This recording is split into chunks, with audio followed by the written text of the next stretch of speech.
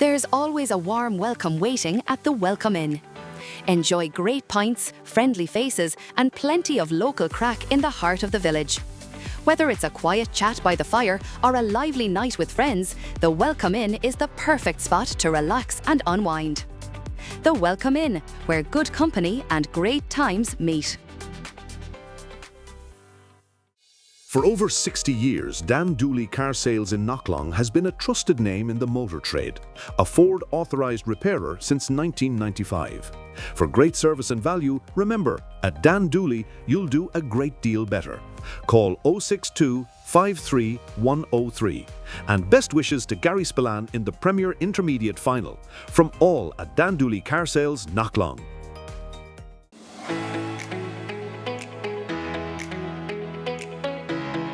Custom sportswear and workwear by Baru Sports in Ennis and Shannon. From clubs and schools to local businesses, we design quality gear that looks sharp and lasts. Baru Sports Ennis and Shannon, custom made for your team, your work, your game. Call us now on 061 364 750. When it comes to packaging, D-Pack is your complete solution. Based in Knocklong, County Limerick, we've been serving the Irish market since 2006, delivering quality products, professional advice, and exceptional service. With over 2 decades of experience, we're the one-stop shop for all your packaging needs. D-Pack, packaging you can trust, service you can rely on. Good afternoon and welcome to the TUS Gaelic Grounds. We're here for the Lyons of Limerick Premier Intermediate Championship Final between Effin and Garryspillane. What an atmosphere already building about 15 minutes before throw-in. You're watching the game live and exclusive here on Limerick GA TV in association with Stream Sport. And our Premier Intermediate Final match coverage today is brought to you with thanks to D-Pack Limited, the complete packaging specialist company. Delighted to have two legends alongside me, Leo O'Connor, TJ Ryan. TJ, you're very much invested in this game this afternoon. Yeah, I'm going to club and your son is captain. I'm going to apologise in advance, Colin, for my completely biased views here. Very much black and amber, but yeah, I agree with you. Lovely atmosphere here. Gaelic Grounds in super condition. Both teams have deserved their way to the final. I think we have the two best teams, so really looking forward to it. Yeah, and a little bit more edgy because the young fella's captain. Yeah, pressure as well too, TJ. Losing the final last year. I was watching the preview the last night from Adair from Fitzgerald's. There seems to be a bit of weight about that, is there? There is, because you don't want to be the team that loses 2 finals in a row. You can draw on your experience from last year and maybe fix the things that didn't go right for you on the day. And Garryspillane didn't have their best performance, and I'm hoping maybe that their run is timed to be better this time around and their best performance is safe for today. There's very few excuses. We've our full team available for selection. The pitch is in perfect order. The day is good, Cullum. So, as I said, I'm hoping for a big performance from Garryspillane. Okay. Any insider information in terms of the team selection? I think we're going to play pretty much as selected. I don't see anything too different from the 15 you see in the programme. Dylan O'Shea has been our standing player all year at 6. I would say looking for more of the same again. Get him on the ball early, get him in the game. We've got a nice inside forward line. Callum Sheehan was excellent the last day, got a brilliant goal against Croke. So get the ball into the inside forward line and put that Effin full back line under pressure. Okay, we'll bring Leo in there. The big talk before the game was Patrick O'Donovan. Will he or won't he? The word is he will, even if he's not fully fit, Leo.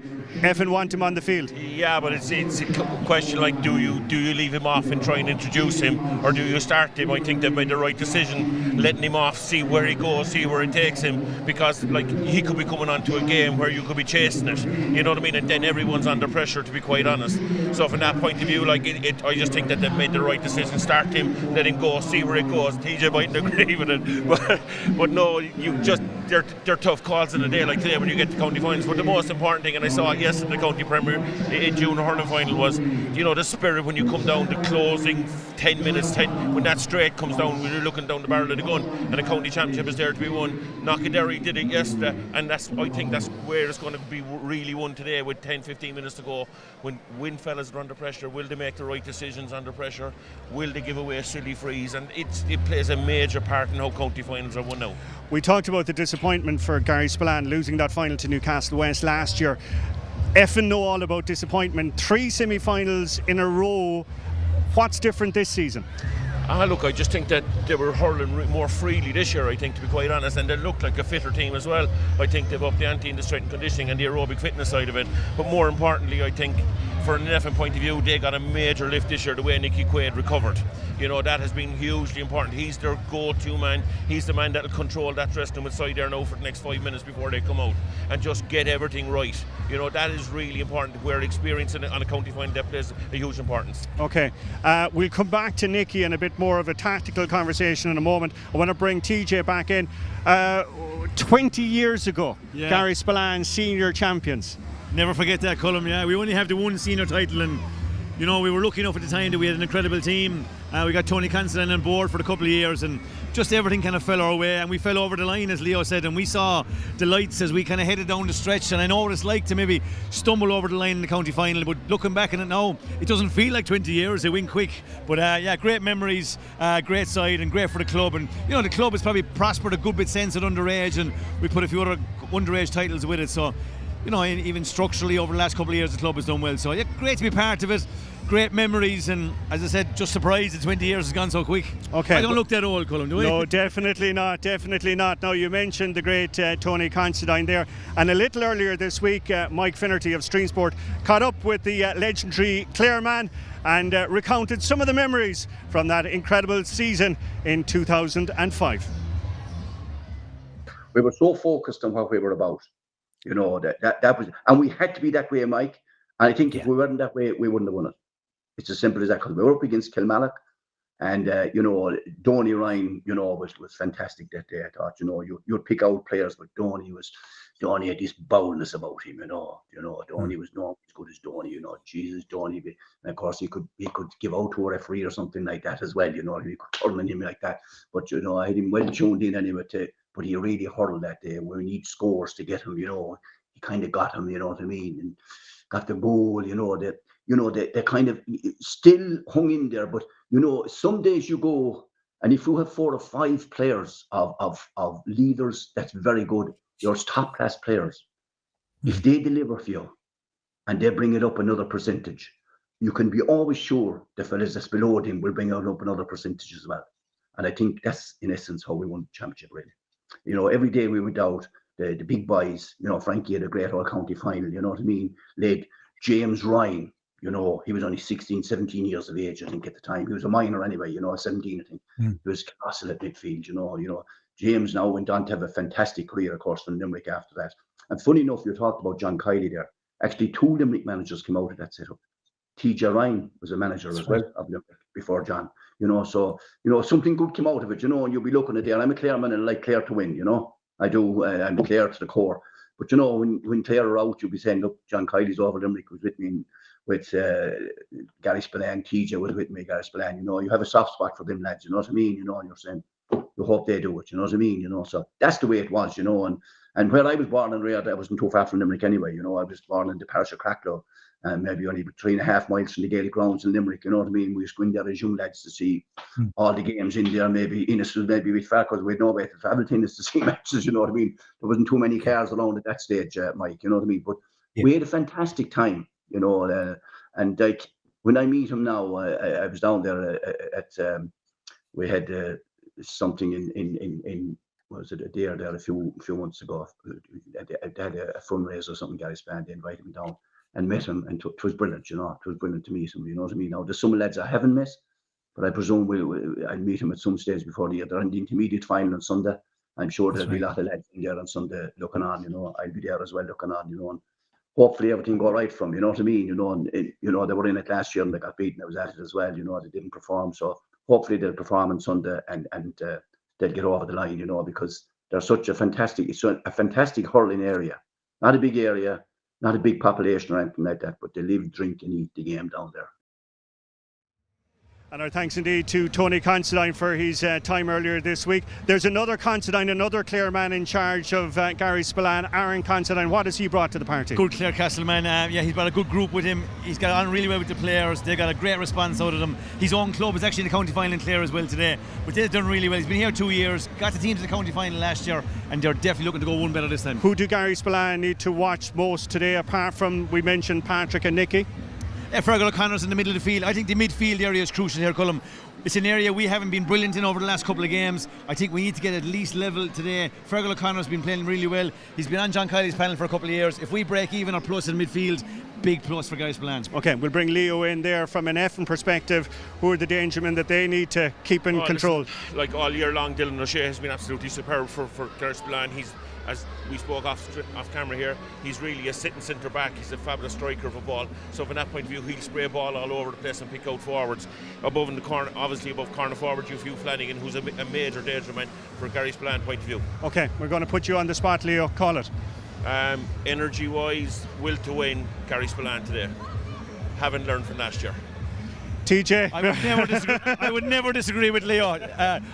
Very same. I think it's going to be a tight game. As I said to you already, both the two best teams are in the final. I think we're in for a good hurling game. It'll be an open game. And obviously, heart, head, everything, Cullum, Garryspillane to win by 1. Okay, TJ, Leo, thank you very much for that. A little earlier this afternoon, John Keogh caught up with the managers, Aaron Considine, we mentioned a few moments ago from Garryspillane, and Adrian Barrett, the man in charge of Effin. Let's hear from them now before we head up to our commentary team of James Ryan and Tom Clancy. Joined now by Effin manager Adrian Barrett. Adrian, it's county final day. The excitement must be great. Yeah, it's brilliant. Absolutely huge, to be honest, for the parish there. You see all week the place is covered in green and white, so the supporters in the club have really got behind us. So yeah, really exciting times. How have preparations gone heading into today? Yeah, really good. We've had a really good 2 weeks since the Blackrock game in the semi-final. Preparations have gone really well. We've picked up no injuries or anything like that, so clean bill of health going forward. Played Garryspillane obviously in the round robin group stage. A good win over them in Kilmallock.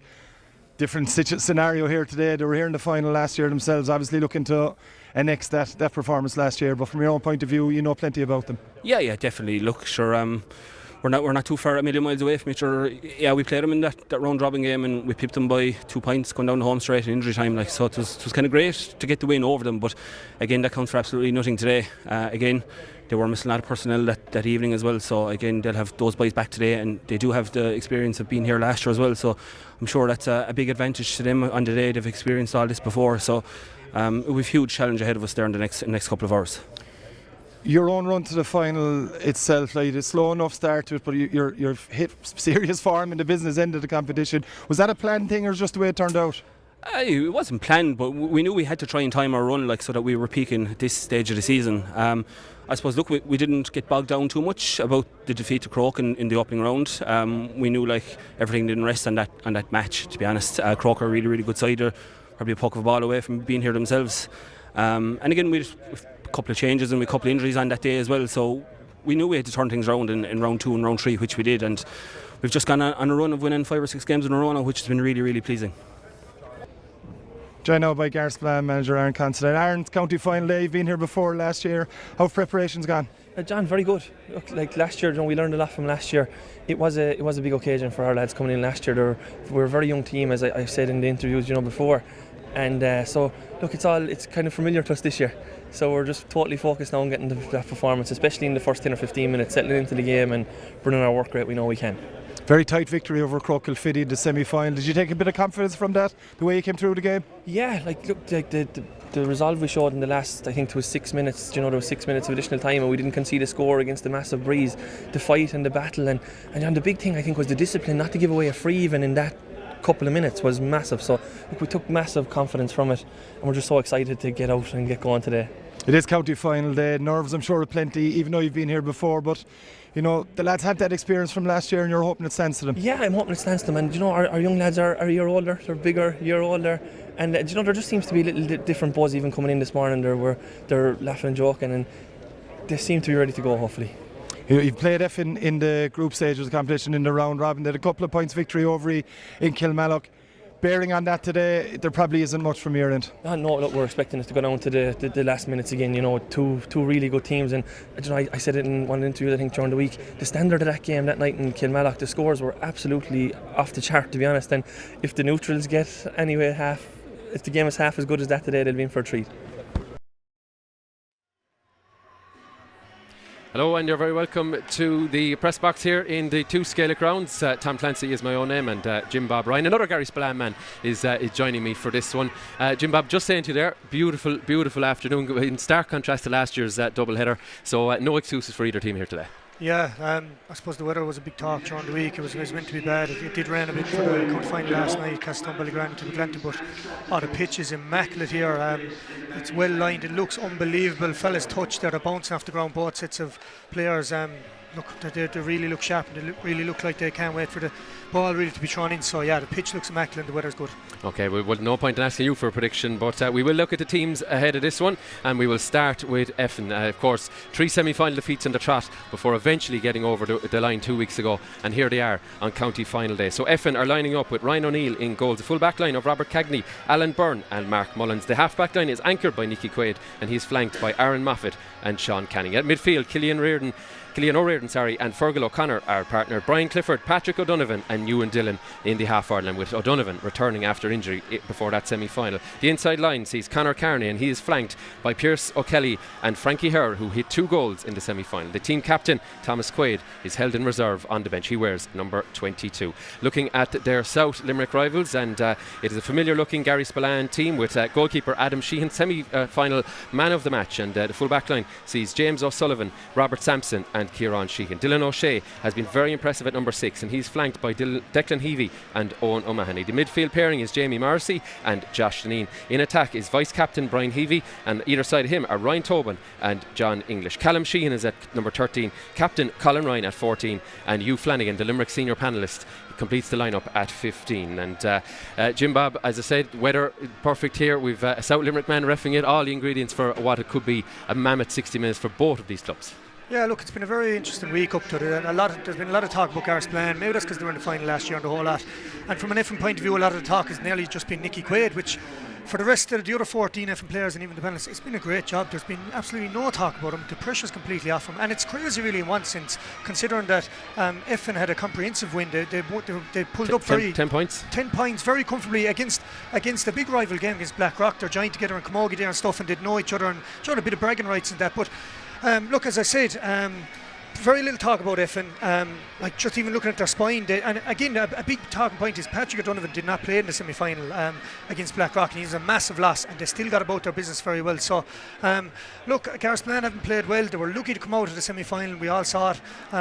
We were all there. We all saw it on telly, whatever. And Garryspillane really need to pull up their socks. The players know it themselves. They haven't played well in the last 4 or 5 games, whereas Effin have. So look, it's going to be very interesting and a very hard game to call. I think Garryspillane need to start this game well, considering the psychological scars they had from last year's final as well. Well, we are underway in this Lyons of Limerick Premier Intermediate Hurling Championship final, and Fergal O'Connor immediately through.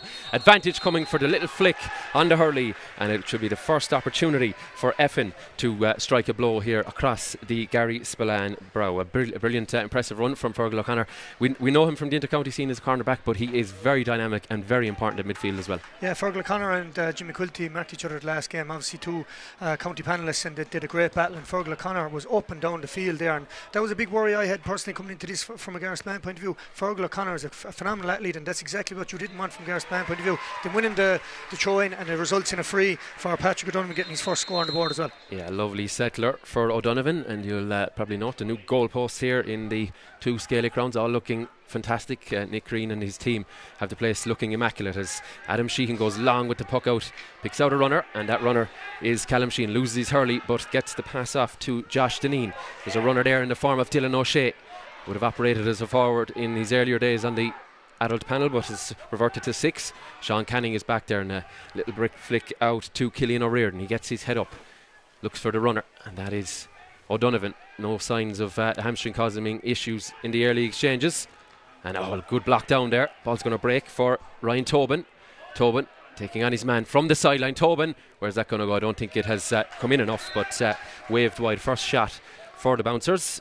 Yeah, again, maybe been a small bit harsh, but a minute and a half gone, and a poor decision making by both teams. But it's just nerves settling down. County final, Gaelic grounds, haven't played in the pitches big all year, and obviously the build up to it. So look, bad decisions by poor, but great work rate out of both teams as well to get the hooks and blocks in. Well, who's marking Patrick O'Donovan? He gets his paw to it, but can't tidy it up. But it is a line ball, and O'Donovan's influence missed in that semi-final. But when Frankie Herr stepped up and bagged a couple of goals, well, it was only a footnote that O'Donovan really was missing. And he stands over the line ball.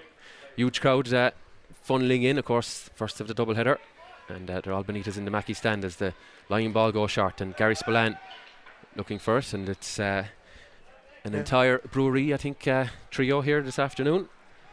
Yeah, and again, it's interesting enough. Conor Kearney, it looks like he's staying inside full forward. Obviously, you can't do the same tactics in a field like Kilmallock or Bruff as you can in the Gaelic Grounds. But I'd say Conor Kearney came out to half-forward line. The last six Patrick Donovan was missing. Obviously, they can afford to leave him in there today in a big field. So he needs a bit of mind as well. He was outstanding the last day. He sure was, as the ball is cut in and intercepted. This is Declan Heavey.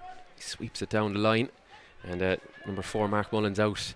But tidying up. Here is one Nicky Quaid. First opportunity for him. Look at that, picking out a pass of O'Donovan from the centre of the field, but way out on that sideline. Has he brought it in enough? It is just off target, but a sighter for him from play. And Garryspillane, you have to get kind of a clean possession, really. I know Ryan Tobin had that speculative shot, but you have to really string anything together around the middle.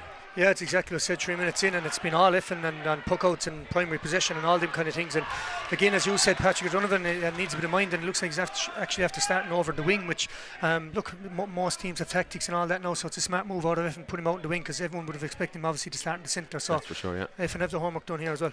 That's true, as Moffat cuts it and looking for a runner, but back there is Heavey, and he looks to be picking up O'Donovan in these early exchanges. Here's Dylan O'Shea, lovely delivery, but Robert Cagney is going to come out and disrupt, and Mark Mullins is there to tidy up the pieces. Nicky Quaid, lovely catch in that left hand, and then he just spoons it off. Advantage played, and advantage now over as Killian O'Riordan sends it in looking for Conor Kearney. Kearney strong as an ox, but can't get a handle on it, and Dylan O'Shea comes out with it under serious pressure. But now they have space, and this is Tobin. Tobin, a little bit more time on this occasion, but the same results from the number 10. And the inside line will want a delivery or two that is attractive. They have to yet to get it anyway. The puck out taken by Ryan O'Neill for the runner. That was Ewan Dillon, but it breaks now to Brian Clifford. Clifford spooning it inside. Chance for Frankie Herr. Herr from the tight angle. 2 men disrupt him, and the black and amber deny him, and Herr is slow to get to his feet. He's just down off the ball as Dylan O'Shea sweeps it down, looking for Colin Ryan inside there. It escapes over 2 men. It's flicked there by Callum Sheehan. Early exchange is very much tooth and nail for that early ball, and it's out for a 65. Effin dispute the call, but it should be first, I suppose, routine shot at goals for Garryspillane. Half a goal chance there, Jim Bob? Yeah, definitely have a goal chance. Unfortunately, the way he hand passed it just kind of floated in the air. It was hard for Frankie Hart to actually get the ball down into the hand. By the time he had down to the hand, Robert Sampson got over. Rob Sampson after doing very well there in the last 2 balls. But again, there's a couple of patterns of play going on already, even though we're 5 minutes in. Brian O'Neill looks really quick with the poke outs. Effin obviously needs a half-hour line. Trying to hit space, isn't he? But the half-hour line are active. They're looking at it. It looks like a two-way telepathic system there. So that's going well from Effin's full back line. Look to be on top at the moment, even though Dylan O'Shea is winning the ball. Number 6 here, they're kind of feeding the ball through Dylan. He's getting quick ball in, but Effin have dealt with it every time. And again, Effin, it's nearly like coming back here to 2006 watching Steve McDonough, the Bury backs. They're all playing the ball to Nicky, number 6. He's sitting in the pocket there, and he's the intelligence to pop the ball out. So look, at the moment I think both teams very simple tactically. They need to start getting tighter to 2 number 6s because they're dominating the game already. There's only 5 minutes gone. So Flanagan just inside the shade with this 65. Has a go. I think that's going to be wayward, indeed it is, and it's a third wide, and this is the first from a place ball. Yeah, look, I know, I might be getting excited, or maybe it's my Garryspillane hat on here, but 6 minutes in now, Garryspillane do look a bit nervy, and this was the worry going in after losing a county final last year. Some people can rise and say it's our time, or you can come within your shell, and a couple of them shots that free there wasn't convincing, so you just hope that maybe something might happen to click Garryspillane to gear, because it's all Effin at the moment, and they look to be settling way quicker. The advantage is coming, the shot is hit, and it's over the bar by Killian O'Riordan. The number 8 gave the bit of a fist pump. He liked it from the moment it left his stick, and that's 2 points to no score. And like you were talking about, Fergal O'Connor's probably getting more attention because Limerick panelist Killian O'Riordan had a couple of lovely scores against Blackrock in the last game as well in the semi-final, and he's very dynamic. They're actually a very understated midfield, Killian O'Riordan and Fergal O'Connor. They get about their business, they win breaks, and they go forward with the ball, and they create scores, and they do correct things with the ball. So great score to Killian O'Riordan there. Yeah, so both of those players on the score sheet, or sorry, well, it was a 3-1 by O'Connor in the early piece as the ball is delivered long inside. There's an Effin man on the floor. He's appealing for something.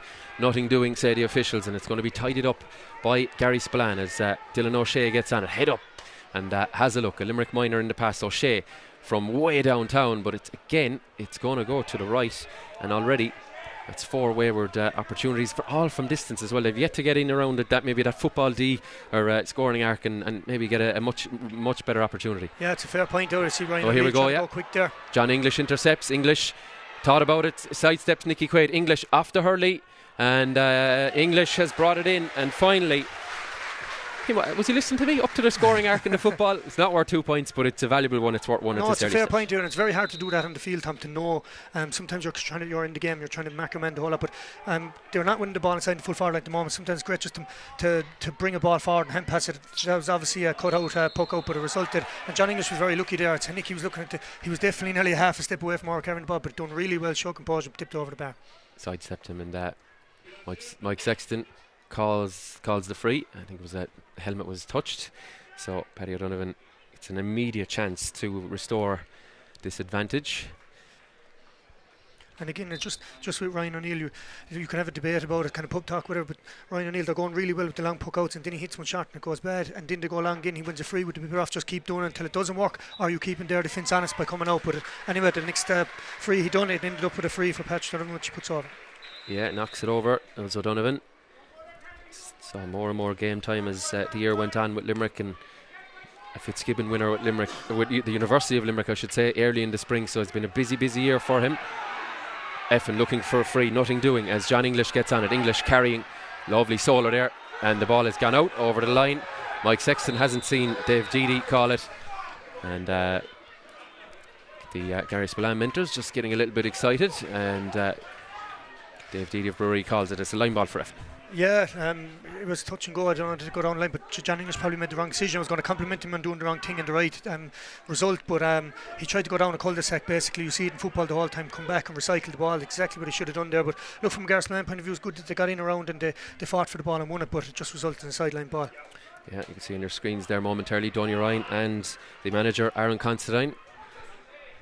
The Effin management so far sitting on their seats, happy enough with what the start of their team has had, as O'Donovan unable to knock one down the line as ball breaks around the middle. Brian Clifford is there in the yellow helmet. Now it comes towards Owen O'Mahony. O'Mahony does well, and he hand passes it off to Dylan O'Shea. He's in time and space, and Dylan O'Shea had a sighter early on. This one is a little bit more scoreable, and O'Shea splits the posts. Yeah, again, Pat, I'm disappointed with that. He probably didn't think Josh Neal was going to put the hurley up there. He probably should have been passed to the Effin, and it probably resulted in a score. But look, I think Garryspillane needed that score. Dylan obviously has striking ability and a good score out of him.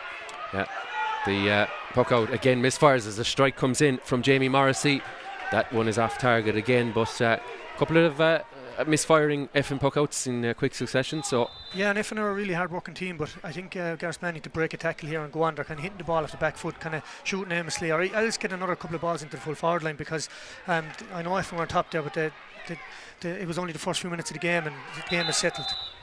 Yeah, so 2 or 3 men falling down it. I don't think Garryspillane have won a free yet, so maybe that's reiterating your point. They haven't carried into a tackle yet, and if they have, it's been disciplined, I suppose, from Effin, as one ruck leads to a throw ball which leads to another ruck. Lovely hand pass off to Brian Clifford. Clifford under serious duress, and Jamie Morrissey is there to tidy it up. Nice pick there by Robert Sampson, unable though to clear his lines, as it's a loose hurley from Sampson. Killian O'Riordan, another fist pump from him, and I suppose careless enough carrying out from Sampson, and Effin sniffed the turnover and got it. Yeah, again, it comes down to work with as well. Robert Sampson came out with the ball there, and he just missed the catch, but it was due to the pressure that was being put on him. And again, if there's any, I suppose, young hurlers that want to aspire to play adult hurling for the club, whatever, watch the way Killian O'Riordan was able to get that ball in a tight space straight into the hand and win the free. He had the awareness to take his 4 steps, he was pulled back. So Killian O'Riordan's having a fine game. Fergal Connor, they're on top in midfield. Nicky is controlling things, orchestrating it there in the back. So everything going Effin's way at the moment. O'Donovan from a touch or two outside that 45 knocks over his third, and they cannot give him those opportunities, because time and time again he will punish them. So, but Jim Bob, we saw yesterday, we were doing Castletown Ballygrand's victory in the Junior A final, the work rate from all 6, maybe front to 8 players, that was a defining reason as they won. So Effin looking to do something similar here, as Josh Deneen has a go, a little bit heading away from goal, and unfortunately a little bit off target too. So yeah, and again we saw maybe Tim McClenty being under pressure due to that work rate, and they maybe taking pot shots. And we were saying about him Ballygrand yesterday in the first half, all the way. Josh could have kept going with that. He's a phenomenal athlete. He could have kept going with that ball and straightened up. Instead, I think that's all county final hours playing the Gaelic grounds well with spatial awareness and all that. But look, wrong decision. He probably should have took it on. But again, you made the point there, Garryspillane are not feeding their full forward line. It's like they didn't win the first couple of balls and they just stopped hitting the ball in. So I've hardly had to mention Callum Sheehan, Colin Ryan and Hugh Flanagan really. So they'll want some bit of services. They've two inside. O'Shea looks for one of them now. There's a runner outside and flight of it is misjudged, so we tied it up by a green and white jersey, and Nicky Quaid always there on the cover it seems, and gives it out to Canning, and he's moved it on to Pearse O'Kelly. Previously played hurling in Tyrone, I believe, as ball is scrambled for around the middle, and it's Black and Amber who come up with it. Ball is carried once again down that far side. It's the number 15. This is Hugh Flanagan. This is what he's all about. Flanagan is foul going through, and I think maybe he was about to overcarry, so Mike Sexton gives him the benefit of the doubt, pulls it back for the free, and testing one for Flanagan, but one I'm sure he'll relish even at this early juncture. Yeah, again, I suppose just why we were saying, he was the first person to take on a couple of people there. He'd work extremely hard there, killing a rear, and again getting back there with the last ditch tackle there, but he played advantage. I said it was a slight pull back, so yeah, you done very well there to win that free, and as a result he looks like he's standing over himself. And again, the free is getting harder and harder because Mike Sexton keep telling him walk over, so it's near the sideline. He's halfway to clear, so the angle is tough, but you would imagine he put it over. Yeah, first free in the opposing half for the men from Knocklong and Garryspillane. So Flanagan, he played hurling with John the Baptist in Harty Cup last season, as he knocks it over. A difficult one for him, but with no breeze here you would have fancied him all day, and he nails it. Yeah, and you made a good point. Look, from your first free you always wanted to be a handy one, and it was close in. It was just the angle was tough, so well done out of you there. Yeah. He tidies it up nicely, and again the Effin puck out is not what they would have wanted. Brian Heavy's deep and thought he was blocked. It was slightly by Nicky Quaid, deflected it up there, and here's Mark Mullins, another dive or two for possession. Absolutely crucial. Ball carried out by Mark Mullins. He does well. It's on to Killian O'Riordan. O'Riordan under serious pressure. Colin Ryan was in there to disrupt. Ball hand passed out, and Effin now finally have a bit of space out here as Robert Cagney knocks it. Everyone looking for a bit of off the ball action there as we continue. Patrick O'Donovan spoons it back, angled inside, but that will be off Garryspillane hurling. On the cover now, this is Owen O'Mahony. Nothing easy in these skirmishes in the early pieces. It comes out to Heavy, tries to go past Carney, and they again find a man in space. That's Kieran Sheehan. He sends it inside. There's 4 Effin men there, and one of them winning it out in front is the fullback Alan Burns. Superb take in the air, and Effin will just play a little bit of handball with it and try and find the man in a bit of space. They angle it in towards Conor Carney, but he's unable to win the race. And now Dylan O'Shea with time didn't catch it as sweet as he would have liked. Colin Ryan gets a stick to it, but again it's Alan Byrne there on the cover. Ryan O'Neill's goalkeeper, as you can see, giving an option, but it's a wayward pass and a chance for Garryspillane. And talk about nerves, there's been 3 or 4 missed balls on either side like that, and turned over by English inside the 20. English gives it back, work to Colin Ryan. Ryan going for the goal. Colin Ryan plants his feet and plants it past Ryan O'Neill. A goal for Garryspillane. Well, what a turnover from English, and they worked it in nicely, and Colin Ryan finishes it. Brilliant. Yeah, Effin might be feeling slightly aggrieved there. Mike Sexton reckon there Moff just fell over there. Controversial enough, but resulted in a well-worked ball. Callum Sheehan probably had a right to put the ball over the bar, considering the way they're finding scores hard to come by, but give it to Colin, a good shot at the end, and a score the Garryspillane needed. And again, look, as you said, nervous, poor decision making of both teams. I know it's a result of players at the other end reading the game right, but we've a chance at the other end. Paddy O'Donovan, tentative shot for a goal, fires it over the bar, and the response is immediate. His first from play. And I think we needed this time. I think we needed the goal. I think Effin have to respond. I think we needed a bit of life in the game. It was a little bit nervy, a little bit touchy, and when both teams know here this is running away from us, and maybe the game might flare up into a bit of life here now for the rest of the first half. Absolutely, yeah. First lead for the Bouncers, and Effin replied quickly with that O'Donovan score. Fine finish from Colin Ryan as Sean Canning knocks it on, and here's Nicky Quaid. Quaid sending it along. Is it gone in? No, it's not. So, what? Okay, let's go down to the sideline there. Yeah. Yeah, Tom, we can hear you. John Keogh alongside me here. John, the game springing to life with that wonderful goal a few moments ago, and Garryspillane very much now in the ascendancy.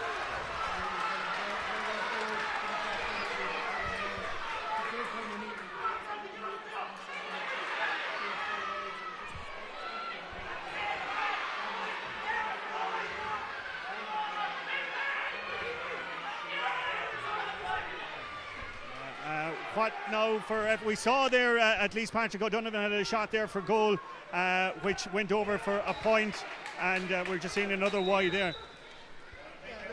Just kind of need to continue what they've done in the opening 16-17 minutes of the game. Nicky's been very good when he's been involved at centre back, while you expect Paddy O'Donovan and Fergal O'Connor to be the mainstays of the team.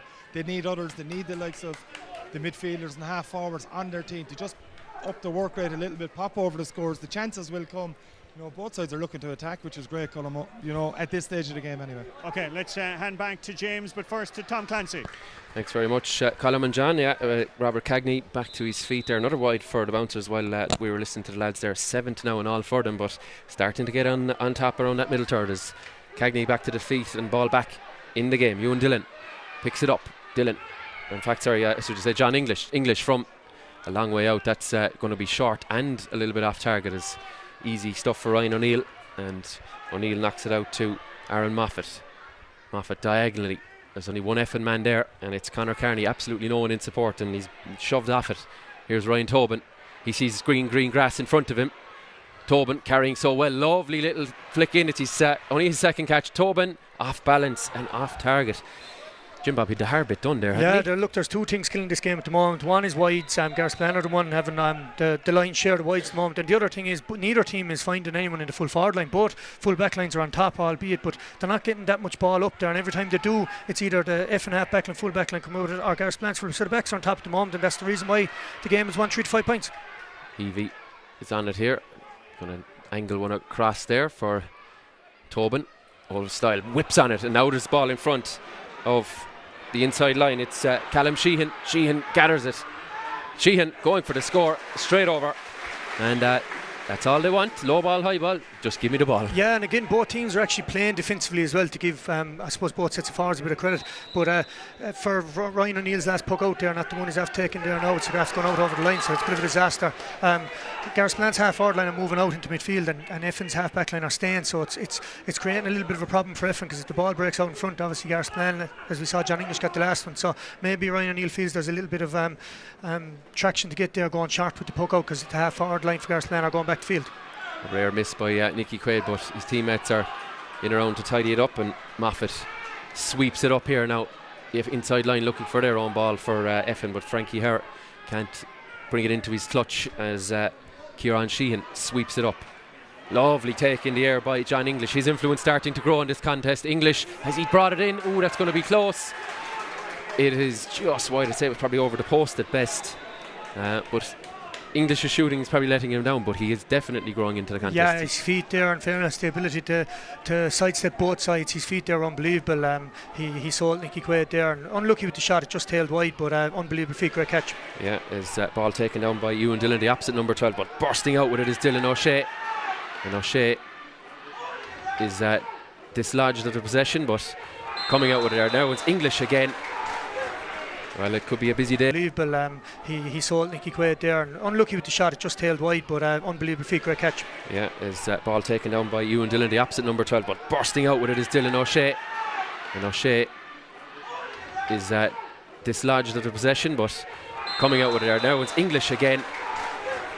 Well, it could be a busy day for people with the name English. Of course, we'll have Adam later for June at 3:30 p.m. in our second half of our double header, so you don't have to move anywhere if you're on the couch for the day. But again, you'll see John English back to field, so at the moment Garryspillane's half forward line is basically working like Limerick's when it's back to the field, bringing the ball forward. Dylan O'Shea has a go, and again it's off target, quite close, but not close enough. Yeah, look, and if either one of us are on the line, I think we would be saying try and feed the full forward line a bit more, try and avoid the 6 box. Obviously Nicky's there, I know they're sitting deep, but even break the tackle from the half back line, bring it out and find a midfielder, run with the ball. You see Ryan Tobin going up the field there, the athleticism. So look, Garryspillane just maybe wayward shooting at the moment is causing a lot of weight. Yeah, and they've had two what I would say clear possessions inside there. We saw the point from Callum Sheehan and we obviously saw the goal from Colin Ryan, so they can impact put a bit of damage on it, as Sheehan now is the target for this long delivery. But 3 green and white jerseys, and Limerick's all-time championship appearance holder Nicky Quaid tidies it up, and they've moved it on to Ewan Dillon. Dillon gets his head up but doesn't see Owen O'Mahony, and he's all the time to tidy it up. Here's Dylan O'Shea, he's starting to get on a lot of ball as well. Ball inside, broken down by Callum Sheehan. Sheehan picking it, is he going to bat it in? Sheehan bounces it to the net. Callum Sheehan flicks it into his own path and races through and feed them the ball and they will score. Yeah, and the one thing I'd say about that ball going in as well, it was a crossfield ball. Even though it was high, it was crossfield, it's harder to deal with. I feel both sets of defenders, midfielders are giving high loopy ball in. Frank Ayre tried to go up and catch a ball there, and if you don't win the first time, it's a defender's ball all day, whereas the one that went in there for Garryspillane from Dylan O'Shea, and as we were saying, he didn't take the wayward shot, he had a couple of wides and he gave a crossfield ball, ended up a great break. Ewan Dillon, great catch there again. Lovely take by Ewan Dillon, and he's just caught by a foot, so it's going to be a free for Effin, and they need this to be knocked over by Paddy O'Donovan. They're it's only 6 minutes without a score, but they've conceded 2 goals and a point in the last 8 or 9 minutes. So, and I think in that 8 or 9 minutes, I think it's Garryspillane's half forward line moving back the field. I think they're after getting on a lot of possession. I think Effin are finding it hard to score up there, and I think Garryspillane are trying their best to avoid Effin's half back line sitting deep in. I think Garryspillane have maybe adapted to maybe the tactics of Effin more so than Effin adapting to Garryspillane's tactics at the moment, and that's the reason why. Great free. Donovan straight as a die. He's been absolutely superb on them so far, and that was a needed one to again reply to the green flag at one end. O'Donovan has the reply at the other, so puck out conceded really easily by Effin, as it's worked out here to Owen O'Mahony. He with the short grip, but just lets rip. 2-on-2 inside there. Nicky Quaid now coming back on the cover. There's a bit of a they just want to maybe come out with another ball or two to settle again. They did look nervy there with that high ball in. Nicky Quaid again, he's lost his hurley, but again he's moved it on. Here's Fergal O'Connor. Haven't had too much possession for him in recent minutes, as Ewan Dillon knocks it down. And again, it's a bit of a wall of black and amber across there when Paddy O'Donovan is chasing, and he's chasing as Brian Heavey carries it. Donovan with the little flick, but it only comes out to John English. John English slips the cover and English splits the posts. Yeah, again, Tom, look, maybe I'm being biased here again with my Garryspillane hat on, but I do feel that Garryspillane have a lot more legs than this Effin team. I do feel they're a lot more athletic. They probably have a younger profile. There's 2 minor winning teams, and they're kind of running with the ball a bit more, and Effin are finding it hard. Maybe that's why they're playing the half-back line sitting a bit, but Garryspillane starting to show their athleticism there now in the last maybe 5-10 minutes as well. Here's Frankie Herr under pressure, sends it in towards Conor Carney, and it goes all the way into Adam Sheehan. How important could his saves in that semi-final prove to be for their championship hopes, as Ryan Tobin knocks it in, broken down by Alan Byrne. And 1 and then 2 attempts, he will tidy it up. Here's Sean Canning. There's so much space from our vantage point up here, but both teams, I suppose, trying to hold their shape in the back and not letting the easy supply of ball in. But Aaron Moffat has a go that's going to go close, and it's going to go all the way over, and Moffat didn't see much else on Jim Bob when he decided a point was there for the taking. Yeah, and that's the one way of getting your the other team's half forward line back up the field. Aaron Moffat, an unbelievable shot there from his own defensive 65, floated over the rim and hit it hard and true there, straight between the posts. Serious score, and again, the first thing John English done is run up and go alongside him, because you can't have a half back scoring from play like we've seen Dermot Burns over the years at county level. Is that gone out? No, it's kept in by Josh Deneen. He's everything bar the ball seemed out. His ball swept inside. He's going to break there. Batted away by Ryan O'Neill. Nicky Quaid on the cover. Colin Ryan there for company, but Quaid showing all his strength. Moves it on to Clifford. Clifford loses the hurley. Moves it on now to Pierce O'Kelly. And O'Kelly, has he brought it in? I think he has. It went very close, but knocks it over. And it's 3 out of the last 4 scores. I suppose 3 points really to try and negate the goal. So they've moved closer again. Yeah, great score, Pierce O'Kelly, reeling in the years. He'd be my own vintage there. He had a great semi-final and a great score there. And again, a score that Effin needed. Brought it out from the back. Nicky Quaid again doing the right decision with the ball. Hugh Flanagan forces the turnover, slips it through to the runner. Little flick here. It comes into Callum Sheehan looking for a second. Sheehan. Oh, good brave goalkeeping by Ryan O'Neill. It's pulled on there. Everyone is scrambling it away. Callum Sheehan didn't connect with it as sweetly, but the goalkeeper rushed his decision, and Effin's goal stays intact for now anyway, as Brian Clifford gets on it. Clifford though can't gather it, and it's moved back to Brian Heavey. The umpire's having a good long look, but it's going to go to the right hand side and wide for an 11th wide in just 27.5 minutes. Yeah, that was actually wasteful out of Garryspillane, because Callum Sheehan had the goal scored before he got the ball into the hand. Just took his eye off it. Effin done extremely well to get the ball out, and then they made a poor decision to give it back to Brian Heavey. Brian Heavey took a pot shot way too quick. I had time to steady up and ended up in a wide. As a reminder, we're here in association with DPAC Limited, the complete packaging specialist company with excellent services. The ball is moved to Ewan Dillon. Dillon having a go from near the sideline, and Dillon has brought a huge roar from the Effin support. Another one for them, 3 on the bounce, and just a 2-point game again. Yeah, and that's the response you would want from an Effin point of view. Ewan Dillon there with an unbelievable strike. So Aaron Moffat, Ewan Dillon after sparking to life there with some serious scores. Pierce Kelly obviously getting a good score there from the sideline. They're after getting 3 unanswered points there. It's after settling them back down, and all of a shot they were from 11-6 to 11-9, and the scoreline looks respectable again. They've forced the turnover as Killian O'Riordan gets on it.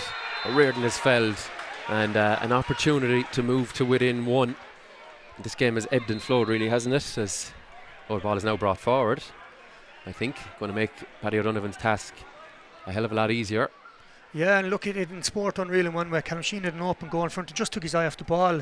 As I said, it happened as all. Probably you saw the goal and you'd scored before, went in and ended up getting flicked away, and all of a shot they could have been out of sight, and now we see Effin with the ball brought in out of discipline, and they can bring it back to 1 point. So that's why we all love sport. The game is back in the melting pot, and again, it's very, as you said, ebbed and flowed. Both teams have had, I suppose, little purple patches, but it's been more of a contest than anything. That's for sure, as we have 1 additional minute, which we're not just there yet, so another 120 seconds or so to play as O'Donovan looks for yet another. Yeah, and Patrick O'Donovan getting his 5th point from play. Garryspillane obviously have only 1 point from play, but you could argue from freeze, but you could argue the fact that Effin probably have had a lot more possession as well, and maybe that's the reason for it. But I suppose Effin's big thing at the moment is maybe getting a few more scores from play. Nevertheless, though, without a goal, they're back in touch as they concede the free. Mike Sexton watching what was going on at the landing zone, and Mark Mullins getting just kind of pleading his innocence to the referee. Mike Sexton was right on top of it. Nicky was obviously going up for the ball, but he felt Mark Mullins' hold, and Hugh Flanagan down, so it results in a free for you. Yeah, there's hardly a defender in the world that's ever given away a free that they should have, really, is there? They're always innocent, aren't they? But anyway, gives Hugh Flanagan this opportunity. Flanagan lifts it and just floats it over lovely, and they needed that, I suppose. He conceded 4 on the bounce. Yeah, all of a shot they were kind of nearly, as I said, if Cannon got the goal out of sight, and suddenly they were brought back to a point. So it was an important score, very important score, considering we're coming up to half time here. I don't know how much extra time is going to be played. There wasn't many injuries or any of that. Just the one was indicated a moment ago as Dylan O'Shea sweeping it out there. Paddy O'Donovan hearing after him, and O'Shea moves it on. They have an option out to this near side, but not taken by Brian Heavey. And Heavey now gets his head up, sending it inside to Flanagan. Lovely take. It's an opportunity. Too many steps there from Flanagan. He just a little bit injured after it, and now there's a tangle between the two players. He's accused of lying on the ball, but lovely take, Jim Bob. But I'd say maybe he kept caught in 2 or 3 minds, wasn't sure what he wanted to do with it, and that often leads to overcarrying. Yeah, and I'm probably contradicting myself here, saying Garryspillane have scored more from play, but they still only have 8 scores got compared to Effin's 10. And the point I'm trying to make is Effin's defenders are very man on man. I know Nicky might be sitting maybe a bit because Brian Heavey's going back to field, but they're very tight, very tenacious. And again, Hugh Flanagan might have been better off just popping that ball back to John English, because there's always a man right alongside him, and they'll fight for every ball. So Paddy O'Donovan from downtown, where's it going to go? It looks to be tailing to the left. Can it be kept in? No. It's defending there by Robert Sampson. So a 3rd wide in all for Effin. And Mike Sexton is calling for the ball. We will see the sides going into the interval with 2 between them. And Jim Bob, just to sum it up for me, I suppose the 2 goals obviously have shown the difference, but it has really been a very tenacious and a very even contest overall.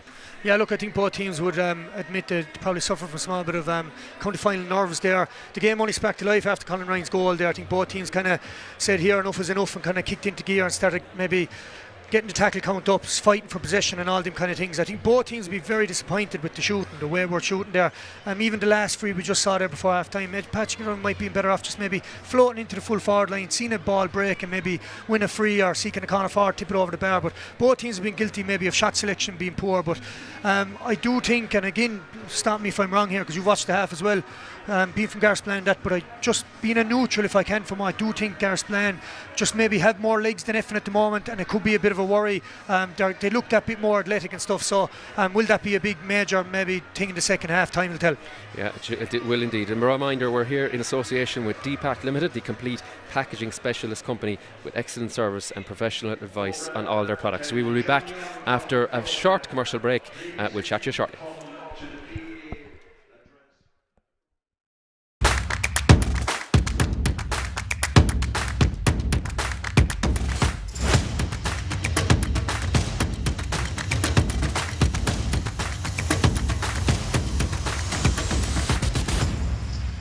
There's always a warm welcome waiting at the Welcome Inn. Enjoy great pints, friendly faces, and plenty of local crack in the heart of the village. Whether it's a quiet chat by the fire or a lively night with friends, the Welcome Inn is the perfect spot to relax and unwind. The Welcome Inn, where good company and great times meet. For over 60 years, Dan Dooley Car Sales in Knocklong has been a trusted name in the motor trade, a Ford authorised repairer since 1995. For great service and value, remember, at Dan Dooley, you'll do a great deal better. Call 062 53 103. And best wishes to Garryspillane in the Premier Intermediate Final. From all at Dan Dooley Car Sales, Knocklong.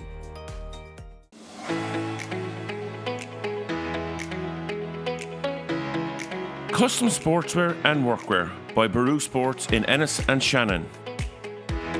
From clubs and schools to local businesses, we design quality gear that looks sharp and lasts. Baru Sports Ennis and Shannon, custom made for your team, your work, your game. Call us now on 061 364 750. When it comes to packaging, DPAC is your complete solution. Based in Knocklong, County Limerick, we've been serving the Irish market since 2006, delivering quality products, professional advice, and exceptional service. With over 2 decades of experience, we're the one-stop shop for all your packaging needs. DPAC, packaging you can trust, service you can rely on. Welcome back. It's half time in the Lyons of Limerick, Limerick Premier Intermediate Hurling Championship Final. It's Garryspillane 2-6, Effin 10 points. TJ, try and make sense of that last half an hour. Yeah, difficult. Plenty going on. Colm, I thought it was a nervy start, especially by Garryspillane. I think a couple of big stats from Garryspillane point of view. The 2 goals are huge in finals. You want to get goals to win matches. We've had 11 wides as well, which is disappointing side of it. So I'd have to say, Effin, in fairness to them, they started it better. They got hit with the 2 goals, and I thought they responded really, really well. That's kind of been the story of the game. Garryspillane wides the goals, and Effin's response for me. Okay, in terms of those wides, bad shot selection choices, TJ? Yeah, a couple of bad stuff. Maybe 1 or 2 of them, maybe poor execution. But like 11 is an awful lot for one half, Colm. And you kind of hope that something like that doesn't. That's a big stat that doesn't come back to kind of haunt you at the end of the game. But they fixed that. Obviously tells you there's plenty of shots and plenty of availability there. So if they can work on that, improve that stat, it'd be a big plus for the second half. Is that a message though that you get coming out onto the field? If you think it's on, have a go. Or is it final nerves? Japers, it's probably a bit of both, but I would never stop a fella having a go as long as it's the right go, Colm. 1 or 2 when you're off the back foot and out near the sideline, they're not on. Maybe we're all a little bit like it's county final day and it could be my day and it might go over, but just use the ball a little bit better. I think that'll be the key message for Garryspillane in the second half, and maybe keep getting the ball in there because you've got 2 goals, so there might be another 1 or 2 there. Okay, let's talk about the goals. The first one in particular, I'd say you were smiling on that one. Yeah, I was smiling at that one. The boys used the ball well here. I thought it was maybe a little nudge from an Effin point of view. They might be giving out about it. But look, in fairness to Mike, he's left the game go. There's been very few frees in it. It's been a nice open game. But the boys worked the ball in, yeah. John English, Callum into Collie, and he finished it well, yeah. So that was great because they weren't hurling brilliant at the time, and they kicked on from that. Callum Sheehan is a goal machine. He's been scoring goals all year. He's a very good inside forward. Just capitalised on a nice turn there and finished the ball well. That lovely bat when maybe the hook was on, and he kind of worked the oracle and got the ball home. So those 2 goals were big for Garryspillane. And we were mentioning then a few minutes later there was another goal chance that was scuffed. Was the goal chance the right option? Yeah, I suppose maybe the confidence builds on goals when you have 2 already. So, like as I said, it's very hard to knock a fella for going for it. Maybe could have knocked the ball over the bar. We got to keep the scoreboard ticking. 6 points isn't a huge return. We got 2 of them from frees as well, right? So we need to get maybe more points from play. And as I said, maybe work on that 11 wides. They're the key messages for me that I'd be kind of portraying in the Garryspillane dressing room. Well, that's the Garryspillane story. What is the story in the Effin dressing room? What's the message that Adrian and the lads are giving there now? I don't think they got much ball into the full forward line. They moved Patrick O'Donovan into full forward for a while and they bring him back out again. So I think when they moved him in, the supply wasn't going in, and when they move him out, then they're not getting the return inside. They need to get more scores. You know, I mean, they've relied on Patrick. 5 of their points have come from frees, so they only scored 5 points in play. They need a bigger return than that. They need more from their forwards. They do have Tommy Quaid on the line, Cullen, and he has come on in most of their games. He is their captain. I think we'll see him at some stage. We may even see him at half-time. Okay, the Nicky Quaid influence? Yeah, you can see very clearly he's sitting in that old-fashioned 6 box. Garryspillane's use of the ball is pretty good. They're using the ball and the puck outs wide and trying to keep him out of the game as well. I think they're managing it as best they could because he's very good to read the game. Okay, we have to talk, as I said, though, about the way Effin responded from those sucker punch goals. And what impressed me was then that there was a spread of scores, because prior to that, really, it had been nearly the Patrick O'Donovan show. It definitely was. He only had 1 other scorer in Killian O'Riordan, but he got 3 good points in play. 1 from right half back Aaron Moffat, 1 from Ewan Dillon here under the Mackey stand, which is a great score, and 1 from Pierce O'Kelly under the open stand over there. So I do agree with you. They responded really, really well. And they'll be saying, you know, if we can kind of close down the full back line, not let Garryspillane get any more goals, we have a big chance here. Another man that impressed me in patches was Dylan O'Shea. He had a couple of long range efforts, got a great point, drove through a couple of times. Is that kind of central channel? Yeah, it is. He's been very good for Garryspillane all year. He's been one of our key players. He likes to do that. And again, as I said, that use of the ball, he's had 2 wides and he's had a free wide. He's had a good score from play. We need to kind of straighten those. Use them maybe as best you can. Like I said, we all get excited on county final day, Cullum. Maybe in the second half it'll start to come right. But again, he's a key force for Garryspillane and we need him to keep boiling forward. If you're inside in the Garryspillane dressing room now, you're 2 points up, but as you said, you've had all those wides. You know, are you happy? I wouldn't say you're happy because I thought the performance started a bit nervy. It wasn't brilliant maybe up to maybe midway through that first half. The goal settled us a bit, I thought, and we started to grow in confidence. I just think that the use of the ball and the wide count has to improve in the second half to win this match. Okay, you mentioned the Tommy Quaid factor possibly to come into it. Are there any other aces to be played? Well, I said from Garryspillane's point of view, I think Shane Ryan actually played centre forward for Garryspillane in the round robin game, and he got a good return at centre forward. He's a good, lovely young hurler, wristy player. Using the ball better would suit him. But I think Tommy Quaid might be the ace in the pack for Effin. As I said, he's their captain. He's been key for them all year. He's a scoring forward, very experienced as well. And on days like today, that's a big help. Again, when you have like a Patrick O'Donovan in your arsenal, from a Garryspillane perspective, trying to avoid needless fouling, and there was a couple of calls there that I thought were a bit tight. They were, yeah. As I said, in fairness to Mike, there hasn't been a huge amount of frees. I can kind of count about maybe 10 frees in the first half, which is grand. You can live with that. But yeah, what you want to do is maybe nullify him because he's very good and he's very accurate. I thought our half back line hurled really, really well there for a lot of the game. And then when Effin moved Patrick O'Donovan in when he's a danger, our half-back line really got on top and they had to move him back out. So if we can keep our 5, 6 and 7 on top, doing what they're doing, deliver the ball with a little bit more accuracy, I think it'll be a big positive for us. What about Frankie Carl's viewpoint of let it in first time and let every man for himself? Well, do you know what? No, in fairness to Frankie, sometimes he gets kind of, I would say, maybe given out for being the old school man. But look, the ball inside around the goal here, inside, the further it is away from your own goal, the better chance you have of scoring and the less chance they have of scoring. So he's not wrong. And Frankie's never wrong, Colin. Frankie's never wrong. We're just checking around in time-wise. We've a couple of more minutes. Have we? 2 more minutes. Just double checking here. So yeah. So the message before they come back out. I think maybe get the first score. Garryspillane 2 points up. We'd like to start the second half on the front foot. As I said, maybe get a score on the board, put the pressure on Effin. You know ourselves in county finals, when they're heading down the stretch, I certainly like to be in front, Colm. I don't want to be chasing the game. Keep the scoreboard ticking over. They're in a good place. More of the same, hurling-wise, defensively. Sharpen up the shooting. And as I said, I think a couple of small fixes and we'll be in a good place. Okay. Are we still sticking with the earlier prediction from Leo and yourself? I think so, yeah. I always felt it was going to be a tight game. As I said, they're good, well matched all around the field. Garryspillane back in the field here now. I don't expect any changes. Maybe, as I said, maybe Effin might make one. But no, this will go down to the wire, Colm. I know it will. And it'll be maybe that little bit of composure and maybe that little bit of experience as we go into the the game. And are you saying that bit of experience is the experience gleaned from a county final defeat? I think so. You draw on, and you remember what happened last year. Sometimes you have to take the positives out of it and say, we're not losing this one. Okay. TJ, thank you very much as always for that. We're going to, as TJ pointed out, the Garryspillane team back out in the field. So that means we're going to head back up to the commentary position to hear from James Ryan. But first, our big match commentator is Tom Clancy. Thank you very much, Colm. And TJ, plenty of insight there. Jim Bob, with throw back for Effin. I know a lot of talk about Garryspillane there, but in fairness to Effin, they have risen the ranks before, and Tommy Quaid was key to that back in 2011, if you recall. Defeated Ballybrown here in what was an intermediate final, brought him up to senior. They went from junior to senior in just two seasons, which was absolutely phenomenal. They're going to have to draw on all that experience in this second half. And that's the thing about Effin, they're one of these teams that just when they're on a high, they just stay winning games. They can just pull it out, and that's the worry you'd have from Garryspillane point of view. But I think the big talk at half time will have to be for Effin about Garryspillane's half-hour line going back the line. I think they'd be better served if both Sean Canning and Aaron Moffat actually followed their men up the field and just leave Nicky sit. But it'll be interesting to see what they actually have talked about at half time and what they're going to do. So Effin straight out of the dressing room and straight back onto the field of play as we're back underway. No changes that we've been made aware of anyway at this juncture from either side. Both managements letting them at it for the next few minutes at least, as immediately onto it now is Aaron Moffat, and Moffat is done for overcarrying. Big squeeze there from the bouncers, and an immediate opportunity for Hugh Flanagan to get that scoreboard moving in the second half. Yeah, it all started. Sean Canning actually gave Nicky a good ball, and Nicky probably saw a space that wasn't there. It was closed down very quickly by Garryspillane's working forward. So, yeah, look, it ended up being Aaron Moffat. Aaron Moffat was deemed to have taken too many steps. He was right in front of Mike Sexton. He's a lot closer than we are, and it results in a free, basically a 65 for Hugh Flanagan. And to be fair, it looks to be straight in front of goal. Indeed it is, yeah.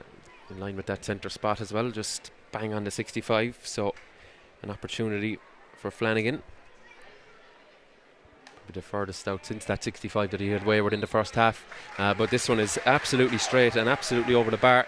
So the opening score goes to the men in black and amber. Yeah, both free takers hitting the ball really well, but again I do think, I know I'm making a point, I do think Garryspillane have way more legs than Effin, and I think it's easier for them to close them down. I think that's what happened there. They were able to close down the space a lot quicker, and Effin finding it hard to get the ball out. Ewan Dillon has been very good on the puck out as well. Fergal O'Connor running away with it off his left hand side. It's draws a bit of a groan from the Effin support. Off target, a 4 wide for them now.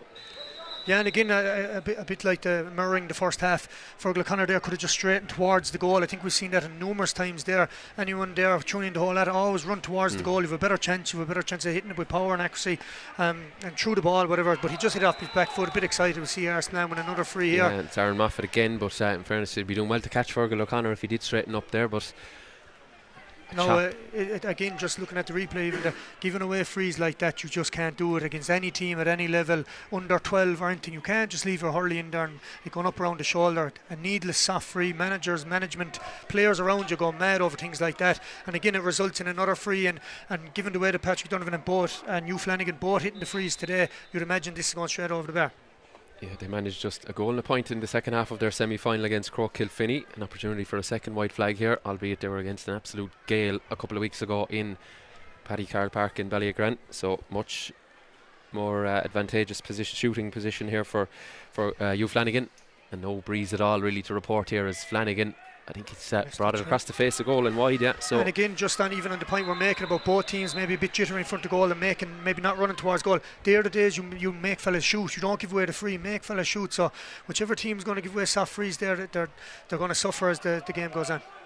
Line ball is going in favour of Effin. It has come off a Garryspillane stick. Of course, this is the 4th of 5 games that we'll be bringing you on Limerick GAA TV this weekend. We had 3 county finals yesterday. Victories for Castletown Ballygran, Knockaderry and Maru Boher in the Junior A, Premier Junior A and Intermediate respectively. So who's going to get the second tier title and a place in the Munster Championship as well at intermediate level, as O'Donovan has a cut, going to go in around the house. Fighting for it there is Frankie Hare, but it's Conor Carney who gets on it. Carney under serious duress, and again the black and amber come up with it, sweeping it up the field here, but Sean Canning and Nicky Quaid are going to win the race. Quaid slips, trips, and he's lost it as Colin Ryan playing in a kind of a centre forward position to start this second half. Good recovering run by Sean Canning. He gets the block in, and Effin can pick up the pieces and try and clear their lines as Alan Byrne knocks it down. That's a nice one for a runner like Ewan Dillon. Dillon tries the nonchalant little flick, doesn't come off, and it again draws a few groans from his parishioners as Josh Deneen sends it inside. Alan Byrne picked up there by the midfielder Killian O'Riordan. Lovely flick by Ewan Dillon. Dillon pops it off to O'Connor. O'Connor comes inside. O'Connor off the right. I think that one is going to go short, but Conor Carney wins the race, and Carney does well. Here's Frankie Hare, and Hare from a tight angle out in that 20-metre line. Has it come in?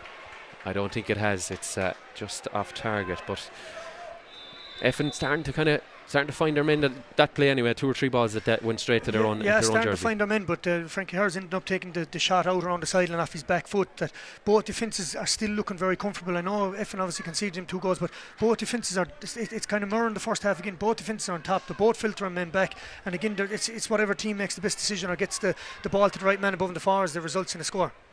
Sean Canning, the first man to get onto the puck out as Pierce O'Kelly gets on it. Recycles it now to Moffat. Sends it in now to O'Donovan. He's marked very tightly, O'Donovan. Now he's under pressure from 2 Garryspillane men. Doesn't win it, and ball is carried up brilliantly by the full back. That's Robert Sampson. Sends it inside, and Colin Ryan is protesting in his innocence, but he's adjudged to have fouled a defender. It's going to be a free out. Yeah, again, it just kind of reiterates what I was saying there, or reinforces, should I say, that Alan Byrne is on top there. He came out with a great, or got the free just there, and again, Robert Sampson is on top and won a great ball off Pat Children, great pressure. So it just shows you 2 full backs on top, both full back lines on top. And again, both teams find it hard maybe to crack the code of getting the ball in, as we see another Effin ball going in and 2 Garryspillane defenders, the first 2 to the ball. Yeah, there might be Effin that delivery in a moment, but Kieran Sheehan coming out with it. It's like a game of chess at the start of this second half. Only 1 score in the 6 minutes and not an awful lot else to go with it. Nicky Quaid, been off balance a few times today, but he's done well once again as he gives it to Pierce O'Kelly. Bit of a shuffle in that Effin team at the start of this second half. Looking inside for the socks up high from Conor Carney. Hand goes up high too, but he can't gather it. Paddy O'Donovan is there for company. Gridlock at the 20-metre line. Thought you were going to get a rolling maul going there, but yeah, and again, look, I suppose they were talking about at half time there as well about Frankie and whatever, but when you can't crack the code and you're trying to hit the ball into the wings and it's not working, I suppose a Route 1 ball wasn't the worst thing there. At least the ball has been held up there, and it's taken a bit of relief off the Effin backs. Yeah, there is a sub being prepared for Effin, and it would be absolutely no surprise that it is Tommy Quaid with the number 22 jersey on his back. He's getting prepped and ready beneath us, so the first roll of the dice is going to come from Effin as Colin Ryan out on that far sideline on the open stand side here. Has he brought it in beautifully? He has, adding to his goal in that first half. Colin Ryan, 7 minutes into the second half, adds another for the Bouncers. Yeah, again, as we were saying about Kieran Sheehan, didn't have much time there. He beat the man. He just launched the ball straight and direct. A good first touch out of Colin, which got the ball out into space, and then a good turn. And again, it's what you were saying a while ago. He wasn't too far away from the D there, shooting from the right position, puts the ball over the bar, and a good score to Garryspillane. And I think the timing of bringing on Tommy Quaid is good. He looks like he's gone in centre forward. They're taking off Brian Clifford by the looks of it. Yep. And it looks like Patrick Donovan's playing inside the full forward line, which is dangerous. Yeah, we saw Quaid's influence in that semi-final. Immediately they look for him as he does well on down on all fours, trying to lift it. Nothing doing, says the Brewery Whistler in the middle, and everyone determined to get this ball. Conor Carney is on it. Carney has run out of road and gone over the sideline, so it's going to be a line ball for Effin. But I do feel this game is by no means over. There's only 7 minutes gone in the second half. But Effin are like a team that would maybe prefer to play in Bruff or Kilmallock. Every time they get the ball, it's hard to see by Patrick Donovan an Effin forward is going to take his men on, beat 2 players and lay it off. The Garryspillane just look comfortable defending them at the moment. They've a few aging forwards and maybe legs catching them a small bit, as I've said a few times. Ball cut across the pitch, worked out here to Kieran Sheehan. He does well, gets it on to Hurley, tracked all the way by a couple of Effin defenders. Fergal O'Connor is one of them. Nicky Quaid comes out with it. Quaid looking for his brother, and here is Tommy. Advantage being played. No advantage is coming, and we may be going to a card here, and indeed it is. Mike Sexton tried to let the advantage come. It didn't happen, so I'm not sure what the foul was, but Effin will take it gleefully. So it's a yellow card for, that's Kieran Sheehan, isn't it? Yeah, the number 4. Yeah, I'd say he was probably gassed out, and he just maybe a bit of a petulant swipe or something like that, but a yellow card for him. Yeah, it could have been. I didn't see anything either, so it could have been given out to the ref. He felt maybe he had a free as well, and maybe just give advantage for that. But either way, he's after getting a yellow card. And look, again, better served. He had the legs there. Josh Deneen was running off his shoulder there at a canter, big athletic man. He should have popped the ball. So again, poor decision making on one team results in a positive for the other team.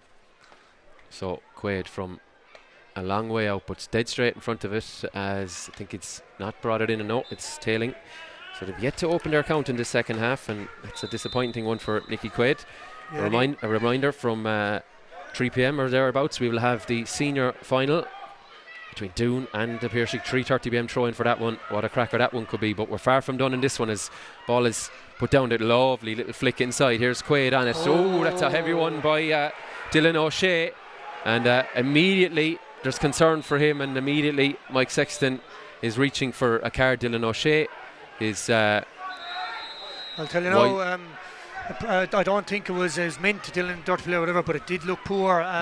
He certainly caught him in the head. Let's be caught fair him in the about head, it, yeah, and the whole crowd seeing it. So John O'Halloran's in on to Mike. And again, look, if we do see a red card here, could completely change the course of the game and the nature of it. But what improvisation out of Frankie Finn there. I thought it was a poor ball down the line, straight into the corner forward. The wing back was back and just a flick in. Great thinking out of him. And look, it's after creating this situation is what it's after doing. Yeah, it's immediate concern for Tommy Quaid. He's prone on the deck, helmet is off. So whatever about a card we want to see, hopefully Tommy is okay to continue. And again, look, whatever Dylan O'Shea's fate here is, obviously I want him to stay in the field, whatever. But even at Intercounty and even the club guys, we see this the whole time, right? And I do think it's very, very harsh on the player that does the shoulder. But because we love a physical game, but there is a very fine line between that. But I'm saying this the whole time, Tom. I do think the shoulder has gone out of the game now, because you're exposing yourself to be in these situations if you lead with the shoulder. So look, Tommy's after getting a bad, and this is why the shoulder head's nearly gone, because you do concuss or really hurt the other person. He's after getting it in the jaw. I've got a few of them myself over the time. I always stood up, and man, I never shouldered myself after that to receive being into them. But no scars here from where I've seen anyway. So. I know, but it is a hard one to get. And the unfortunate thing from Tommy Quaid's point of view is, if he thinks he's sore now, meet him in 2 days' time, he won't be able to talk to you, going by the ice and the cheek there. It's a yellow card for Dylan O'Shea. Groans from the Effin supporters. A tough decision for the referee to make, and Tommy Quaid not too happy with it. He was down, I suppose, trying to rise the ball, and O'Shea met him full on, really. And a yellow card, so certainly a talking point in this one. There's the result will be a free in for Paddy O'Donovan, as Quaid is, I suppose, shaking hands with the referee. I suppose a bit of a disagreement, but thankfully Quaid okay to continue. Doesn't have to leave the field to play, because it was obviously an injury. And good to see Dylan O'Shea just give him a pat in the back. I don't think there was any malice in it, but he did catch him, that's for sure. O'Donovan will punish it now with a free and a much needed score. It's taken a dozen minutes, but... And the one thing I was going to say about that is Patrick was obviously going to stay taking the frees, but even if Tommy was going to take him, you couldn't put a man who have to get in the building the head like that over a free, but Patrick O'Donovan straight through like he was in the first half. Great to have the option, and O'Donovan on target once again. Will that be the shot in the arm that Effin need? As the ball is swept inside, 2-on-2 inside there. Colin Ryan is there going for it. Ryan ends up on the deck, and Fergal O'Connor, let's see what we're doing here. And I think Colin Ryan is going to walk himself into a yellow card here, protesting for a free. He's irate with the referee, but Mike Sexton calling a halt, and it's going to be a yellow for Ryan, I'm sure. Yeah, and again, just to bring up kind of a topic, I suppose, for in the sitting rooms of people watching the matches, in the crazy thing, Dylan O'Shea gets a yellow for maybe a tackle like that, and you can get a yellow just for maybe saying a few words. No, obviously not polite words, shall we say, but it's amazing that you get the same colour card for totally two different total situations. Yeah, that's for sure. You only have two colours in the club game, no black card. It's yellow or red, or a noting as Nicky Quaid delivers it. Breaks now to Tommy. Blocked down there by the number 7, Owen O'Mahony, and Garryspillane will clear their lines with 2 men prone on the deck. I think one of them is Paddy O'Donovan, the other one is Kieran Sheehan, and it has just been a very disruptive few minutes in terms of injury, but hopefully these two players are okay. It doesn't look good for either of them at this early juncture. It definitely doesn't look good for Patch Donovan because at least Kieran Sheehan, number 4 for Garryspillane, he's moving some bit, and I'll tell you, both players, Kieran Sheehan is a fine player in his own right. Both players will be massive losses for either team, and as I said, I was just on about Tommy Quaid maybe getting the belt, not then Freeze. It looks like he might be taking over the role of Freeze, but no, he's looking to be getting back up. Look, I suppose it takes a fair hard knock, especially given the nature of the game. The game is still in the melting pot. To go off the field, you would want to be properly injured. It's not round 3 of a club championship, so both players hopefully can play on. We want to see the best players on the pitch. Yeah, so let's pop down pitch side while we have this disruption, and we'll join Colm and John Keogh. Yeah, thanks very much, Tom. Well, I suppose it's been a tactical battle, John, hasn't it, for the last 15 minutes or so? Yeah, midway through the second half, Colm, it's tight as we would have expected at half time as well.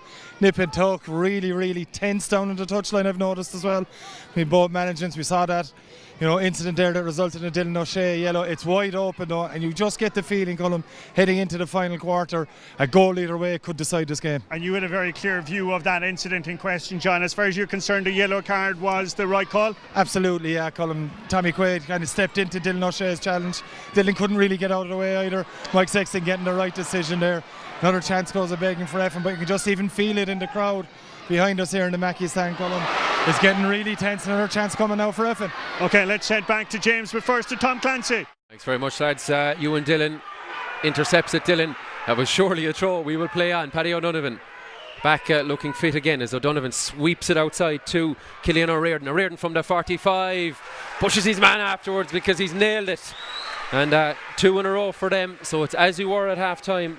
Not much between the sides, but Effin starting to build up a bit of a head of his team. Yeah, and I was just mounting at the point that Effin are finding it hard to maybe to get a shot off and the whole lot, but the one secret to that was the ball Paddy Donovan gave out there, gave it straight as a die into Cillian O'Riordan's hand. Didn't bounce, he didn't have to take a touch, didn't have to do anything, only catch the ball, take a looking over the bar, and that's how you unlock maybe a defence and get a shot off. And again, Cillian O'Riordan getting his second point from play. And I do think, from an Effin point of view, if they want to come back into this game, they need Cillian O'Riordan and Fergal O'Connor coming into this game, because they're the two that they're the engine room, they're the ones that have the legs, and they're the ones that can create maybe overlaps and things like that. So a good score to Cillian O'Riordan, and again brings the game back into a 2-point game.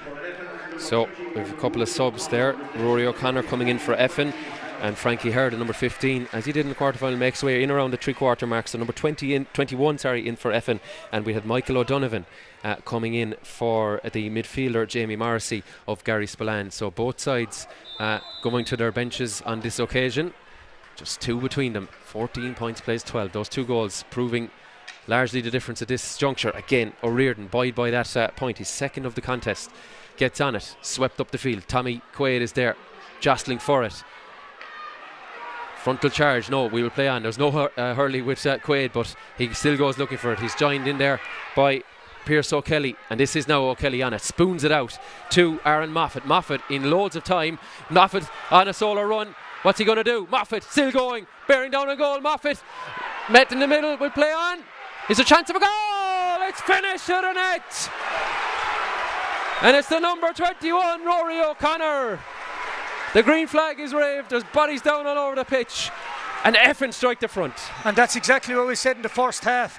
And in fairness to Aaron Moffat, he'd done it. He thought about the score, and in fairness, he took a look up before, and then he ran towards goal. Any young person, anything we said, that's exactly what you do when you're in space. Run towards goal, because it's harder to defend. He ran through. Again, you have to compliment Mike Sexton. I thought he was going to give the free. I was going to hope he was going to give the free, to be honest, from Garryspillane point of view. But again, I was going to say when Rory O'Connor came on the field, it was a lot easier to come on against Blackrock, because the game was out of sight at that stage. All the subs that came on made a massive impact. But after seeing it here, and again, it would have been an easy call for Mike Sexton there to give the free to but he let it develop to Aaron Moffat, because he was fouled, and we've often even seen it into county, so he done really well. And interesting here, I don't know what it's for myself. I think it's there was definitely a tangle afterwards between O'Connor and the goal scorer and one of the defenders. Now I'm not sure who will be. But a great finish out of Rory O'Connor. Absolutely. Just to come onto the field again. Very hard. You haven't First really touch. warmed up. First touch, and then to finish the ball like that. And in fairness to Adam Sheehan, he guessed the right way. He pulled off some good saves against Cork the last day. So great finish. And again, Effin are gone a point ahead there, and we talked about it. A lot of these lads there, Tommy Quaid's after coming on, Nicky, a lot of these players, Pierce O'Kelly, they've all played in the Munster Club intermediate final before. They're not short of this word experience, know-how and the whole lot. And again, that was all created by great hands and work rate, has to be said, out of Effin. So again, look, I do think we're talking about Garryspillane's 11 wides to Effin's 2 at half time. It's coming back to Rome at the moment because with what I suppose we still have maybe 15 minutes to play, including injury, Effin are a point up all of a shot. Indeed they are. There's concern for Aaron Moffat. Well, I'm not an Effin supporter, nor am I a Garryspillane one. Man, I was nearly roaring at him to put it over the bar, but fortune favours the brave. Carried it all the way through. And the one thing I would say, and maybe I'm like a broken record, keep saying, I actually think Effin got a goal that Garryspillane should be getting. Aaron Moffat, he's a young enough lad there. He's only in his early 20s. He has the legs, and he ran at him. I think whichever team actually runs at the other team here are going to create and overlaps and create maybe goal scoring opportunities. So they strike the front for the first time since they led before the first Garryspillane goal. So it's about 10 or 12 minutes in the game. It's been a long way back, but they've worked their way in front. As Paddy O'Donovan, he's been everywhere. He's been a full forward, centre forward. Now he's in around midfield. Moffat stayed inside after his injury, finds the runner. Conor Carney thought he was on it, but Black and Amber come up with it and knocked out over the line.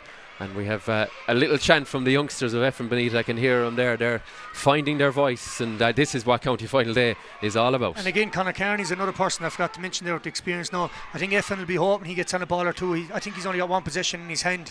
Hasn't been in the game much. It's wide open space. He's probably the wrong side of 30 like the rest of us now. It's probably finding the Gaelic ground's big, but maybe they need to hit one or two route one balls into him, because they probably need to get more of their players on the ball. A few of them have been maybe not on it for a while. Yeah, and kudos to Pierce O'Kelly. The very little simple pass, but flicked pass there to Aaron Moffat, who saw the green grass in front of him. One line ball leads to another, and it's Effin who have a cut of it this time. Dylan O'Shea somehow gets it out of the traffic. Coming out with it is James O'Sullivan, I think the cornerback. Moved on to Hugh Flanagan. Short grip, but does very well coming through the traffic. Brian Heavey sweeping it inside. Colin Ryan, but up in the air is Alan Byrne. Does extremely well, and there's another tangle for possession in the back.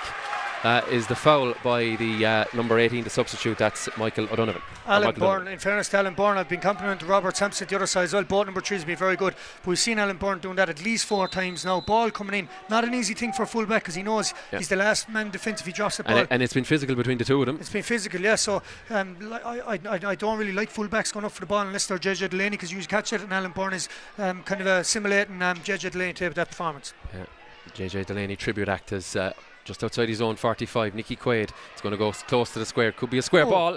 Is it gone in? It is! Well, I'm not sure why it is a square ball. Could have been called, but it has gone all the way into the net. Conor Carney will claim it. It just bounced very simply, and Adam Sheehan couldn't repel it. It's a goal for Effin. They're 4 to the good now. Yeah, and I was kind of saying I wanted Conor Carney to get a hand on the ball, but I didn't want him to score a goal, obviously. It could have been deemed a square ball, but again, it probably should have been dealt with. Ball, unfortunately, just bounced the wrong way, went over the line. Again, Garryspillane conceded. I see a great score, great return there. Brian Heavey with the immediate reply, and a much needed one. Back to a 3-point game.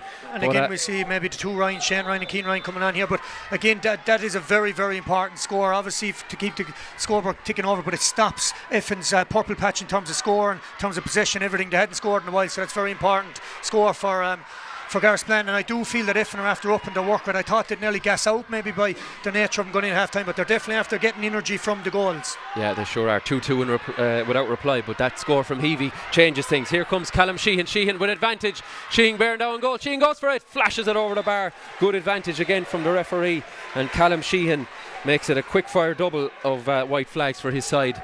And 53 minutes gone. We're 2 points now the other way. Yeah, Callum Sheehan's had a great year for Garryspillane. He played a couple of rounds there and he won matches on his own. He was very hard to mark, so he's able to do it all the time. I would recommend getting him more ball into the full forward line. But again, the game has finally sparked into life. It kind of had its moments where it tempted on. There's been wides, but it's nip and tuck now at the moment, and it's getting exciting. Yeah, Newcastle West, the winners of this grade last year against Garryspillane by 4 points. Drummond at Lacca 12 months prior to that, when they needed a David Breen point in stoppage time to defeat Blackrock. This competition has thrown up great finals down the years. And again, both teams, well, they should know this. Drummond at Lacca are coming down. They have a fine team. They're coming down to this grade next year, so it's important maybe to win this to go up. Yeah, Dylan O'Shea from midway. Well, that goal has sparked him into life at the other end. Dylan O'Shea nails another one, and the goal now negated back to a solitary point. In the advantage of serious response out of Garryspillane. 2 good scores again, 2 key men from Callum Sheehan and Dylan O'Shea.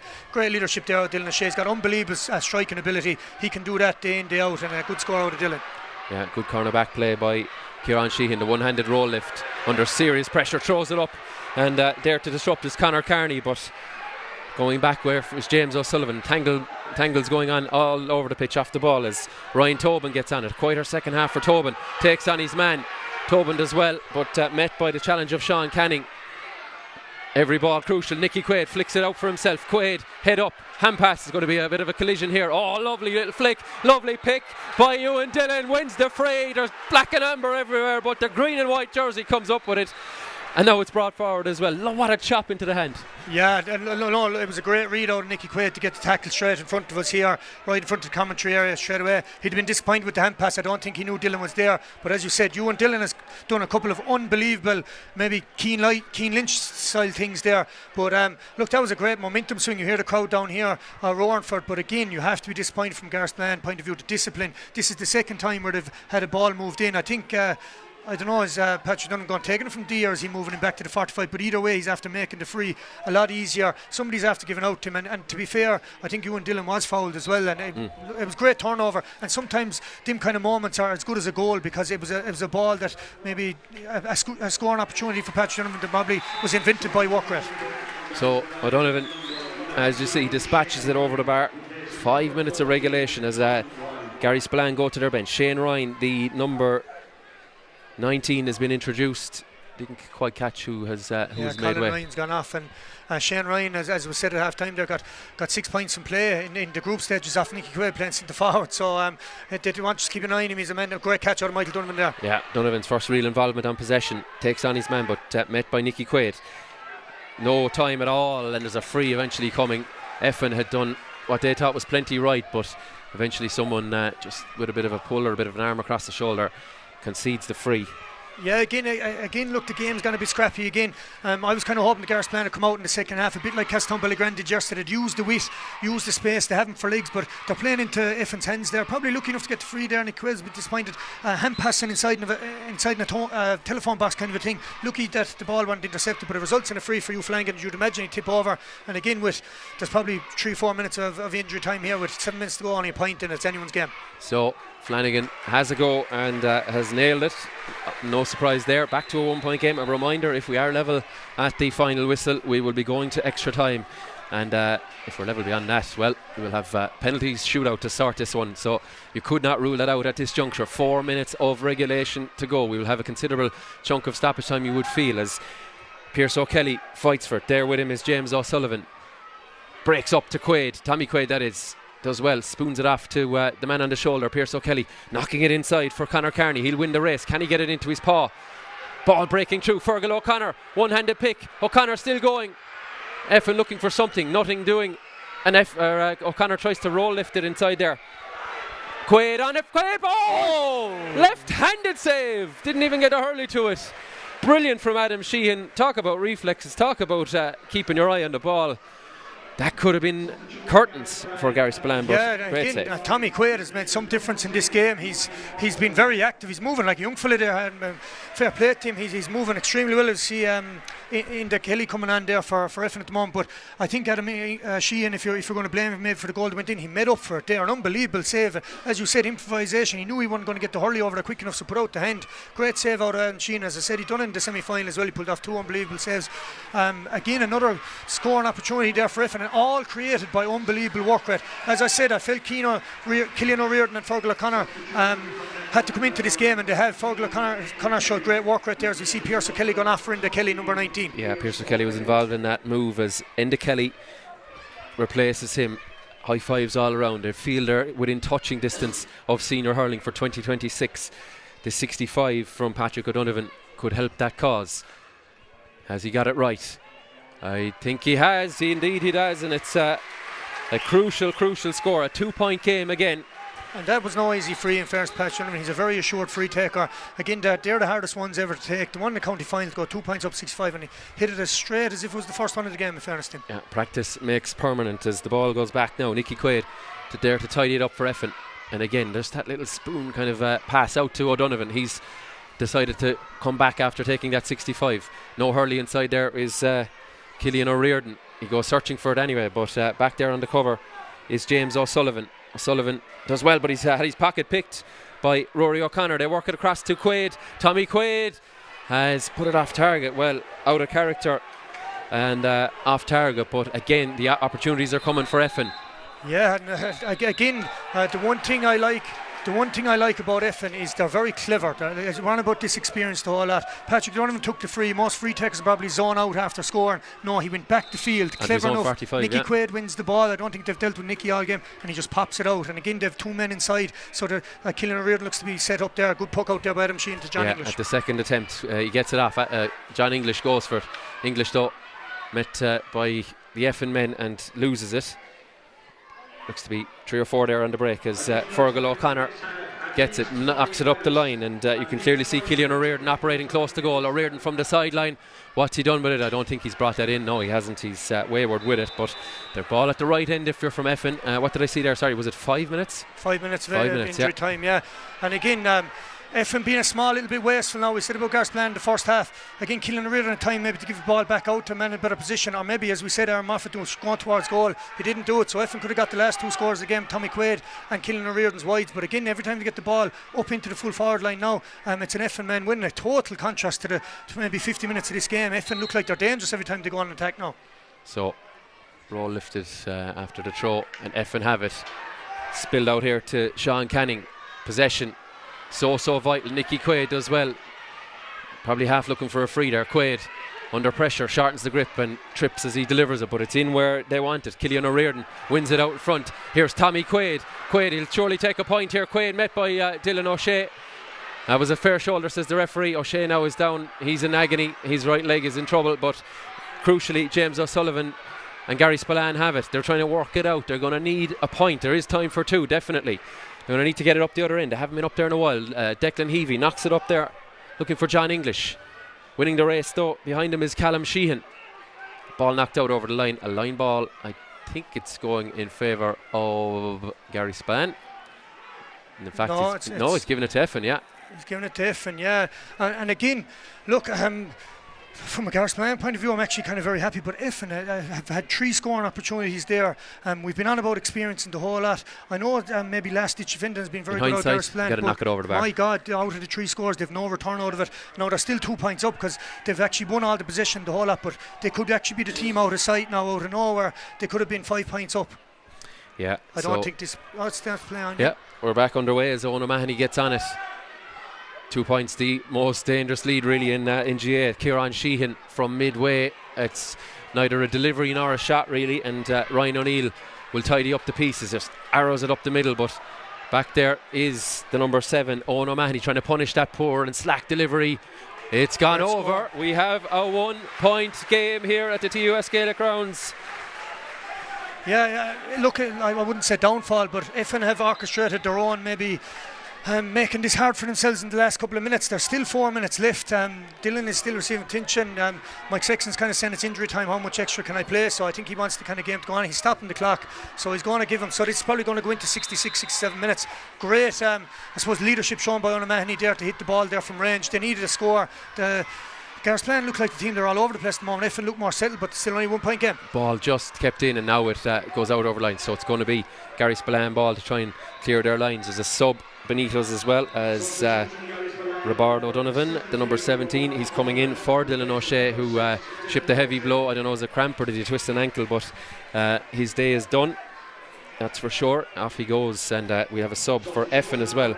They're bringing in Clive Doherty, and Conor Carney is being replaced. So fresh legs for 1 or 2 plays could get Effin over the line. They're probably tiring up there. And again, there's loads of time here, and in hurling context, there's 3, if not 4 minutes left. So we could possibly see 3 or 4, maybe 5 scores in this game yet. So look, we know hurling. That's why we all love it. It could go anywhere. But again, I think Effin will be disappointed that they didn't get a return from the 3 chances. Yeah, that's for sure, as we tick to 63 minutes. 5 was indicated, but we've had a disrupted couple of minutes. So Mike Sexton, hopefully he's keeping an eye on that watch for better or worse, as ball is cut across the middle. Nicky Quaid in there. Hurley goes flying. No one has possession. This is Suit Effin. 1 point to the good. And now you're going to call a halt again. Nervy times, I'm sure, for all connected to both clubs. But absolutely everything in their seasons on the line now in these next 2 or 3 minutes. Tommy Quaid flicks it out for himself, does well. Does he pull around? No, says Mike Sexton. Quaid does well, gives it back to Nicky, spoons it out to the side. This is Ewan Dillon from the centre of the field. Dillon to put it 2 between them. Oh, it's just off target. And Garryspillane will look to reload as Adam Sheehan surveys his options, arrowing it down there. You have a dozen or so players between the 45 and 65, batted across to the man they'll want on it. Patrick O'Donovan hunted down. O'Donovan going away from goal slightly. O'Donovan, has he brought it in? No, he hasn't. You can cut the tension here. I suppose if you put the ball over, I was going to say great composure, but he was a small bit too relaxed, the fact that it went wide. But again, Ewan Dillon there, 2 more scoring opportunities. Ewan Dillon probably better off giving the ball out. He had the overlap there. He's going forward with this one. Will he give it out? Yeah, tried to move it on to Tommy Quaid, or did he try to put it on to Hurley? Scramble for possession. Owen O'Mahony there for the bouncers, but does anyone have it? Again, Tom, this game has completely gone now out of maybe structure, shape, the whole. It's all about temperament now. Get the ball to the people who have the best composure, best temperament. As we see one, maybe Callum Sheehan wins the free. Wins his free. He's fouled by Robert Cagney, and from the centre of the field, Hugh Flanagan is going to trot out, and with 15 seconds of the allotted 5 to go. And again, I didn't see much maybe wrong with that, but the clever thing that Callum Sheehan done is move his hands. If you move your hands, the foul looks way worse. And to be fair to Robert Cagney, he didn't look to be much. Maybe he was holding a bit. I haven't seen the replay there now, but look, what an important point. But again, Callum Sheehan done the right thing, took the man on. Ewan Dillon probably should have maybe orchestrated. I think if he was more of an experienced player, probably orchestrated a free that gave away the ball a little bit cheaply. Maybe better off going out towards sideline with it. But anyway, it results in a free for Hugh Flanagan. And who knows if this game goes to extra time and penalties, what a way to finish a county final. So a small bit of a hush descends as Hugh Flanagan goes through his routine.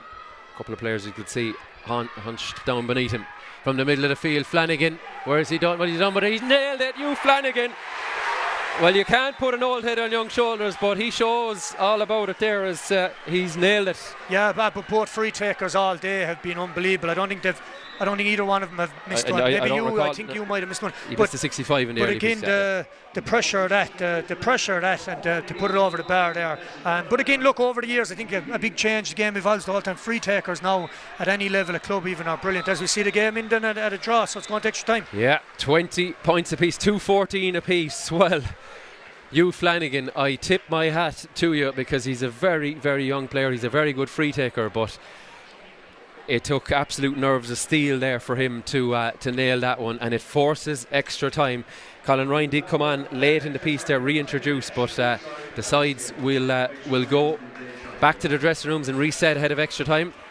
We'll see what the disruption, if any, this causes to our senior game, but both sides have to reset now, Jim Bob, and extra time probably not what we're used to, because they play so many group games. We've had a lot of draws in Limerick this year, so this is maybe a new experience maybe for both teams. Yeah, and I'm trying to think there while you're talking, even where would your mindset be as a player right now? If I was in the Effin dressing room, I'd be saying we threw away the game there near the end, but just maybe lacking that small bit of composure, had the better chances. Like Garryspillane ended up getting a free at the very end to draw it, which they shouldn't have been in that position. But then on the other side, I think Garryspillane probably could have had the game game out of sight in the first half. Remember Callum Sheehan's chance there with the goalie came out. That would have maybe ended the game as a spectacle, because maybe one team would have pushed on. So I don't know, it's going to be, I suppose, extra time is always like this. Both teams are going to have to find the confidence from somewhere. Okay, I think our sideline reporters are available, so Colin O'Connor and John Keogh will just throw down to you lads just to get your 2 cents on this drawn game. Okay, welcome back to the TUS Gaelic Grounds. TJ Ryan alongside John Keogh here. John, we had brought you in as a late substitute in case we were resuscitating. Thanks, we were resuscitating TJ. How do you try and sum up that I don't know really. Half? It's kind of ebbed and flowed. I thought we made a good start to the second half. We got the first score. Then obviously they got back into the game. I thought we retreated too much, to be honest. I thought we gave their half-back line too much room in the second half. It invited them back into the game. They got a goal, they got a break with the second goal, and they looked like winners then. Do you know what I mean? They pushed 4 up, and I thought, I didn't see it, but in credit to Garryspillane, bit by bit they clawed it back, and 5 minutes into injury time, and just got that free, and in fairness to you, we nailed it. Tough free in the county final, 5 minutes in, if you miss this, your team is beat. So fair play to him, and credit to Garryspillane for coming back. Yeah, but again, like in the first half, it seems that when teams' backs are to the wall, that they're producing the goods. We saw it with that start that Effin had. Garryspillane's backs were to the wall. Then they got the 2 goals, and it kind of a carbon copy in the second half. Yeah, I couldn't agree more. I'd say Effin might be kicking themselves because they probably had 2 or 3 chances. They had the wides in the second half. They had 7 of them, whereas we had them in the first half. Yeah, so as I said, I kind of said at the start that it's probably easy to say going to a county final, the 2 best teams, and there wasn't much between them. If you go through their stats from their round robin games and even their earlier round, there's very little between the 2 teams. Both of them had their pieces of the game on top. And as I said, the goals were crucial for Garryspillane in the first half and crucial for Effin in the second half. Talk me through your viewpoint of the 2 goals. Yeah, I think Adam will be very disappointed with the second goal because it came from long range free. Just unlucky with that. It was maybe players around him. But in fairness to him, he made a brilliant save. Outstanding. That kept the dream alive for us, in fairness to him, yeah. So, yeah, in the first goal, the wing back, Moffat, made a great run. Incredible. Huge run, yeah, made the goal, and they worked it well to the substitute, just Rory O'Connor just in, and he finished it really. I had a great line of it. He put it away to the far corner. So, they got the goals in the second half. But from a Garryspillane perspective, TJ, it was like the Red Sea parting for Moffat as he was coming through. Yeah, I think so. Yeah, I think, as I said, I was saying to the bench there, I'd be disappointed in the second half. I thought they backed off Effin too much. I thought they gave him too much room. Like, Effin are able to hurl, and if you give them the ball and give them room, they will hurt you, and they started to do that. And they punched themselves into 4 points up. And like I said, I thought at that stage the game was gone for us. Fair to say, though, Effin would be the more disappointed. I think so, yeah. Like when they were 2 and 3 points up there, like they had 1 or 2 chances inside, and maybe they tipped over a point there. They'd have seen it home. But look, county finals, Colin, we know. We spoke about this piece going down the stretch. It's not easy. Yourself, you kind of maybe you see the lights, but from a losing point of view and a winning point of view, and that's where you need the cool heads and the psychology of sport, as they call it, comes into play. But just give credit to Garryspillane, to be fair, and especially to Hugh there to nail that last free. Hugh's only 18. He's had a very difficult year. He lost his dad during the year as well. So for him to nail that free was a huge moment for him. Okay, in relation to a couple of big refereeing calls, the right ones here, especially the hit on Tommy Quaid. Yeah, I'd like to see it again. I suppose maybe from my view on it was Dylan stood his ground. Tommy was kind of leaning into him. I don't think it was a head-high challenge. I don't think the intent was there. And I thought Mike got that call right. No, that might be with my Garryspillane glasses on, Colin. I'd like to see it again. But I just think it's a difficult one when a guy's standing on his ground. It can often look worse sometimes. And I said you might need to see it again to say, you know what, in fairness to the referee, got it right. You mentioned psychology there, TJ. The fact that we were in a situation, Garryspillane were in a situation this time last year, losing a county final. You've come within seconds of losing another one. Do you try and accentuate the positives as much as possible? What would TJ Ryan as a manager be saying now inside in that dressing room? I suppose exactly that. You got to build and said, let's look, in fairness, see credit. We finished the stronger. We were behind. We were 4 points down. The last 5 or 6 minutes belong to us. We need to bring that out onto the field now and drive on. As your fitness comes into play, your bench comes into play now. I spoke about Tommy Quaid. He was influential in the second half. He came hugely on. A couple of youngsters came on for Garryspillane there. I see the boys looking for another sub here. So that's what it's into now, into extra time. And maybe the guy coming to the match this morning thinking, do you know what, maybe I won't be in the first 2 or 3 subs. A lot of different now. Things come into play. And as well, Colm, it's finished on the day. Don't rule the penalties out. We had enough drama with penalties in this very venue a couple of months ago. In terms then of what's the message then for Effin? Yeah, I think Effin will say that, look, bit like Garryspillane in the first half, we actually created some good chances. We got the goals, we pushed us 4 points up. We should have tacked on 2 or 3 more scores. Let's get back to there, let's improve our efficiency, and let's try and find a way in front again. Okay, well, there's no lack of drama here this afternoon. Our understanding as well, too, by the way, is that the timing and the schedule will remain the same, I think, for the senior game. I think they were built in, like, so I said from the start, in fairness to County Board, they had extra time finishing the day built in, and that's why it was 1 o'clock and 3:30. So a bit of a gap, let's say, if you were waiting for 3:30, but no, look, it's the right call, and good entertainment, Colm, great value for money. Just like if we just flip out to the senior final for a second, and again, you know, you've seen it from a management perspective. Does situations like this throw your preparations? I don't think so, no. Like, those teams are very experienced county final day as well. They're very zoned in on what they have to do. They know they'll warm up at a certain time, they'll be ready, and I wouldn't say we'll interfere with them one bit. Okay, well, I'm going to put you on the spot again. You went for Garryspillane at the start of the game. You went for Garryspillane at half time. We're here at full time. Heading into extra time. Are you still sticking with head and heart? I have to at this stage. I was impressed with the fact that they came back with the 4 points, which was at least a huge positive. But I'm probably going to go for the penalties now, Colm. I'm going to say we'll draw an extra time, and we'll be back here to talk about who our 5 penalty takers are. Okay, we look forward to that. TJ, I will still win it, hopefully. And with that, right on cue, the Effin team coming back out onto the field. It's time for us to head back upstairs to the commentary gantry in the Mackey stand to James Ryan. But first, Tom Clancy.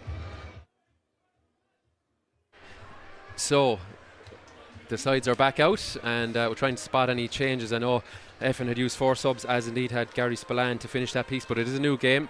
You can reset, you can name basically a new team, and then you get 3 subs in the extra 2 10-minute periods. So 3 more substitutes available once we resume. And a reminder as well that yellow cards do carry on, so those who have already got into the referee's notebook need to be watching it. But Effin out, just trying to loosen out. Tough on the old body as well, James, I'm sure, for maybe anyone north to 30 as well, but anyone out there, because they've expended so much energy, and especially in county final day, because you're probably waking up a bit earlier and you're trying to manage your energy levels.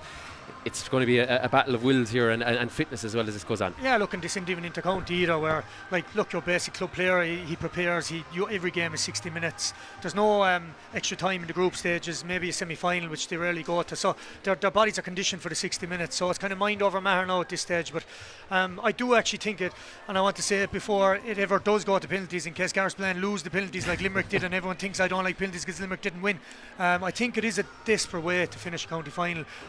You've lights now, you facilities. I know there's a fixtures issue in that, but I don't think that a person puts all this commitment in, maybe for more than the 1 year, but we'll just, argument's sake, say that 1 year, and it's out of your own fate. Even I think even throwing the ball and let first score wins or hit up. But there's loads of different permutations, but I do think penalties is a terrible way of going. But look, a couple of things that maybe structurally with the teams is going to be interesting to see will Cillian O'Riordan shape up inside in the full forward line there. He was very active. He was actually a focal point there. I think it's what Effin needed. Patrick Donovan kind of came out into the half forward line with Tommy Quaid, and they were better out there as well. I thought they'd way better shaped them now. Was that because it was the end of the game and that? And again, you could argue the fact that Garryspillane have had more wides than Effin, but the reason I'm going on about Effin's wides there near the end is it was the nature of the wides. We were saying about Castleton Ballygran yesterday in the first half. They absolutely dominated, but their wides were maybe not under pressure. They were kind of forced. And I thought Effin had 1 or 2 of them there in the second half. They probably had the better chances. But look, it's anyone's game now. I don't know. I can't even call it now at this stage. The game, it's very strange. Maybe it doesn't happen as much in the count, but the game has took so many peaks and troughs and stuff that it's hard to see any team, like which team actually deserved it more over the whole lot. I'd love to see stats or somebody come out with something for some reason why they deserved it more than others. But at the end of the day, the facts are the facts. We're in extra time here. Both teams have changes made in the Kelly's on, Clive Doherty's on.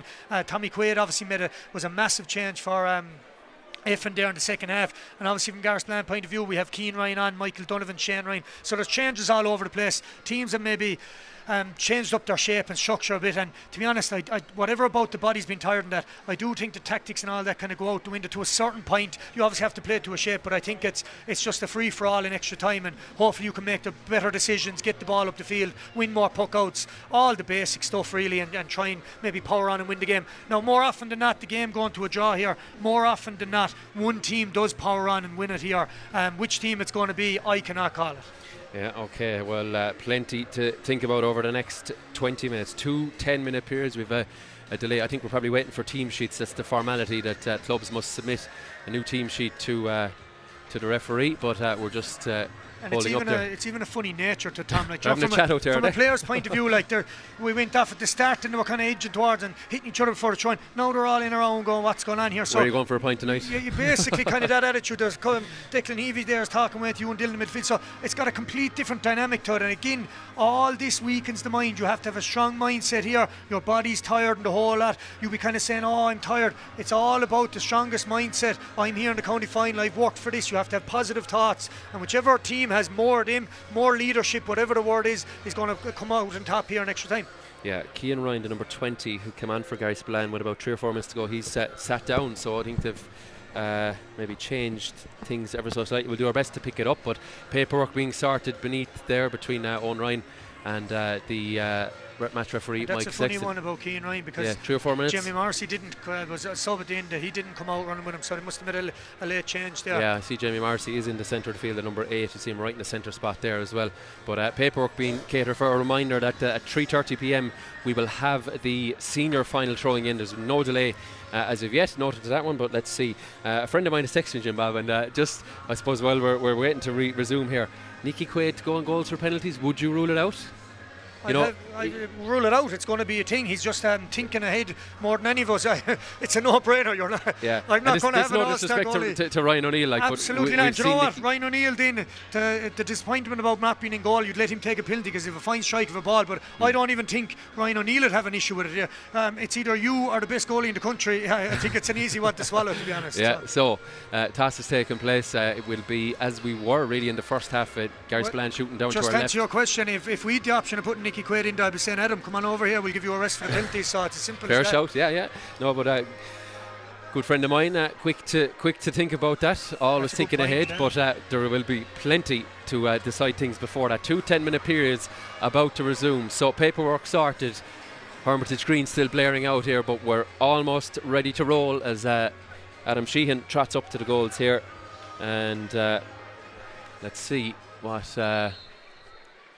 happens in the next 10 minutes. We're back underway. We'll try and keep you up to date of any changes that we do see to the teams as John English gets on it. English sweeping it inside for the runners inside there. There's a chance for Hugh Flanagan. Does well, but then loses it. He's going to gather it again. Flanagan firing it out and firing it over the bar. Hugh Flanagan, he is the reason we're in extra time. Pushed us level at the end, and now he's knocked over another. Yeah, look, a good staff from Garryspillane winning the puck out, and obviously with John English, who was very prominent the first half, didn't talk about him much the second half. It was the first ball indirect in front of you there. John English gave a great ball in, and again a good score running away from goal by Hugh Flanagan. As Effin looking to reply immediately. Rory O'Connor just a little bit too slow in striking that one, as it's blocked, and the bouncers come sweeping it up there as Callum Sheehan won that free, decisive free really at the end. Sheehan arrowing it. Is it going to come in nicely? It is. It's all the way from Callum Sheehan. He's in red hot form today, and he's knocked one over. 2 points now between the sides. Yeah, some start out of Garryspillane. Great score to Callum Sheehan, but what a ball in as well by Shane Ryan, has to be said. They're the balls that forwards want. There wasn't enough from in for both teams in the normal time of the game. Out in front, the ball dropping in front of them, they're running out into the sideline. So good score to Callum Sheehan to finish it, obviously. Alan Byrne looks for Tommy Quaid, loses his hurley but hasn't given up on the cause for the ball. Back there now is Killian O'Riordan supporting him, but whipped on there. Going to go straight to Fergal O'Connor, just losing it for a split second, and Garryspillane bringing plenty of energy to start the second half, the extra time period, as John English sweeps it in. Nicky Quaid reads it from Hugh Flanagan, and two men at the opposite ends of their inter-county careers, but it's broken now for John English. English pops it off to Callum Sheehan. Sheehan going for it, blocked brilliantly. It stays in play. One there, where's it gone? Oh, it's saved. Colin Ryan off the crossbar. Where's it gone? Who has it? Alan Byrne. Oh, right off the centre of the crossbar. And the Effin goal leads a charmed life on this occasion. I think there was initial save by Ryan O'Neill. The bouncers, though, haven't given it up. Owen O'Mahony, he's going to sweep one in down for Hugh Flanagan. He has 6 or 7 metres in hand. Jinks one way, sends it inside to the runner. Bearing down on goal is Robert Sampson, is it? And Sampson puts the 2 fists in the air because he's knocked it over. Whoa, we could have had a goal there. Yeah, just given Garryspillane's age profile, maybe I know more about them as well, but they're a younger, kind of a fitter team, just by pure maybe aerobic fitness, given their age and the whole lot, and they're kind of showing it there at the moment. Again, John English done unbelievable there. He probably delayed the pass a little bit too much. We talked about Patrick O'Donovan giving the ball straight across the Killen Reardon, they're straight into his hand a while ago. That's the ball Callum Sheehan needed there. He had to take a touch, got blocked. John, I don't know how he got the ball down after ricochet, and the ball ended up hitting the crossbar. Everything was happening there, but again, Owen O'Mahony showed great composure just to give another ball down into Hugh Flanagan there, and ended up maybe Robert Sampson coming on the end of it. And again, you we're on about fitness and all this. Robert Sampson's playing wing back, and he was above there at the D scoring a point in extra time. So it just tells you there's a few maybe very fit lads that play football as well, which is a great help for the athleticism inside in the big open space here on the Gaelic grounds. That's for sure. Mike Gray, wearing number 17, has been introduced in place of Aaron Moffat, who shipped an awkward one in setting up that first goal, but I think it looks like it's come back to haunt him. But anyway, there's a free coming here for I think it was a bit of a chop, and Paddy O'Donovan can add another to his tally, and a much needed one, because 3 quick fire points as yeah, and again, what athleticism out of Patrick O'Donovan there to catch the ball. Look, again, maybe better off maybe popping the ball back. He got blocked down, but he won a free, but a great catch to engineer the free that he just took. So knocked over for a 10th point from Patrick O'Donovan, as Adam Sheehan, bit of a mist descending upon the Gaelic grounds. The open stand closed this afternoon, but plenty beneath us in the covered Mackey stand as ball is knocked inside for the number 21. That's the goal scorer. Sideline ball here, but the one thing I would say as well from an Effin point of view, how good have they been at staying in the game? The traits we'd always, and maybe Patrick's well over the years, that I've given credit for staying in the game. New Zealand in rugby, all these kind of Effin have, they obviously should have won the game team, but throwing that first half in the whole lot, I know Garryspillane had a lot of, but they're just staying in the game. Garryspillane went 3 up, Patrick O'Donovan wins the free, puts it over, brings it back to 2. It's a talent you can have. Yeah, Nicky Quaid shortens his grip and looks inside for Killian O'Riordan. His switching late in that second half has been an interesting one. He's done well to win a lot of ball, but yet to really profit. Fergal O'Connor gets his hand, and O'Connor pops it through to O'Riordan. O'Riordan going across the square, or across the 20, moves it on and getting in each other's way and blocked down. Tommy Quaid going for it, but tied it up by the number 10 sitting back there is Ryan Tobin, and Tobin knocks it diagonally across the field. Nicky Quaid there, but so too Hugh Flanagan, so too is Callum Sheehan, and this is Sheehan. Lovely roll lift. Sheehan steps inside the cover. What'll he do? Hand passes it off. There's an opportunity across here. It's spilled to Hugh Flanagan. Flanagan flicks it over the goalie, and he wheels away in celebration. There's daylight between the sides, and it's Hugh Flanagan with the goal. Yeah, again, I just feel that Garryspillane do have the legs there. Michael Donovan, a former Limerick footballer, would probably be still on it. He probably his own choice. I think he dropped off the panel. The athleticism he have there. Again, Callum Sheehan, he's just the orchestrator. He just sets up these things. He makes the right decision. Just popped the ball to Michael Donovan. Michael Donovan done very well to give it to you. Great finish, has to be said. But again, I think Effin's biggest falling at the moment is they're getting blocked down way too many times. Fergal O'Connor looking to reply, and he does indeed. He obliges pretty quickly, and back to a 4-point game. Biggest lead that the Bouncers have had all afternoon, and it's a crucial score from Fergal O'Connor. But again, as I was saying, they just got blocked down there 2 or 3 times in a row. That's exactly what Fergal O'Connor, just taking the man, break the tackle, make that separation by a sidestep, and just put the ball over the bar. And again, it looks like Effin are going to be on the attack here, and again there looks Ewan Dillon taking the ball. Ewan Dillon from about 50 metres out. He's got it. Bringing it back to a 3-point game again. So every time they've ever had a response to this game, they've just showed great resolve. That is the word, and you hear about these teams with resolve. Every time Garryspillane look like they're going to power on and move away, and Effin are just proving they're a very hard team to get away from. Yeah, Garryspillane winners of this grade in 2018. Effin have never won it since its inception in 2014. Here's Colin Ryan, recharged after about 10 minutes on the sidelines at the end of the game, but can't gather it. Pulled on there, breaks across and moved out nicely to Jamie Morrissey. He looked despondent when he came off, but he's back in now to contribute. Sends it inside to Hugh Flanagan. Flanagan, is he the match winner for them again? Flanagan going for another. It's gone in! Hugh Flanagan! Well, I said he was the reason we're in extra time, and he may be the reason that Garryspillane are going to collect that cup. They're 2 goals to the good now. Yeah, again, unlucky of Ryan O'Neill. I think he definitely got a touch to it again. But again, I don't know, is it happening by chance or is it orchestrated? But they're getting Mark Mullins one-on-one inside with you, which isn't a good matchup. You obviously has the strength there. You can see the way he's able to push him off. He's obviously got a bit of speed as well. He's inside the Limerick panel for a reason. Showed great composure, and you could see goal in his mind for a minute. He turned and caught that ball. And again, there's massive breathing space here now. 6 points. Effin have it all to do. Indeed they do. As ball is back with the bouncers. They're trying to make this advantage, trying to hammer it home as Declan Heavey gets on it. Heavey sends it inside for Callum Sheehan.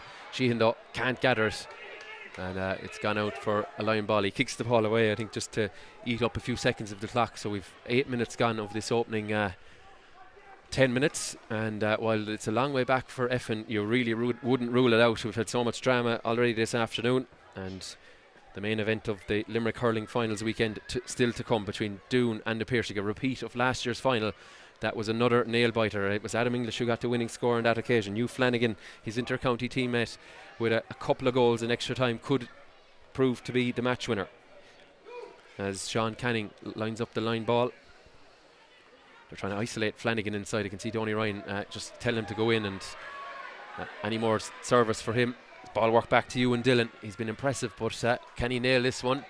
And he replies to it with a point. Yeah, Ewan Dillon, as he did a few moments ago, splits the posts. Yeah, and again, I know I'm just coming out with simple maths here, but that's a massive score for Ewan Dillon, because if Garryspillane wins 7, you'll be kind of saying there's no way back. Suddenly now it's back to 5 again. It's still a tall order, don't get me wrong. That's a very important score, and I do think that gives a bit of confidence, Stephen. If you hit that ball wide, you're still saying it's a tall order, where if they can get the next score now, bring it up to half time, being maybe 3 or 4 down, it's not too bad.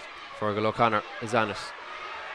Chased by 2 Garryspillane men. They were looking for a line ball, but the lob delivery inside is read by the defender. That's the number 4, Kieran Sheehan, on a yellow card, but sweeps it away. Effin will want one more score to finish this opening half. Worked across to Mark Mullins. Calls for a throw. Ewan Dillon, he's been very impressive, looking for a 3rd point in this extra time period, and has he brought it in? No, he has not. That would have brought it back to 4 with 30 seconds still to go. Crucial possession here now, Jim Bob. Yeah, and if I'm not mistaken though, the goals that down towards, they will say, the clear end have been the scoring goals for the whole 3 thirds we've played so far. The extra time, first half extra time, and obviously the 2 halves in normal time. So Effin might know that as well, or it'll be said to him here at half time of extra time. So if they can get a score here, maybe that might be a thing that says the scoring goals is actually down at that end.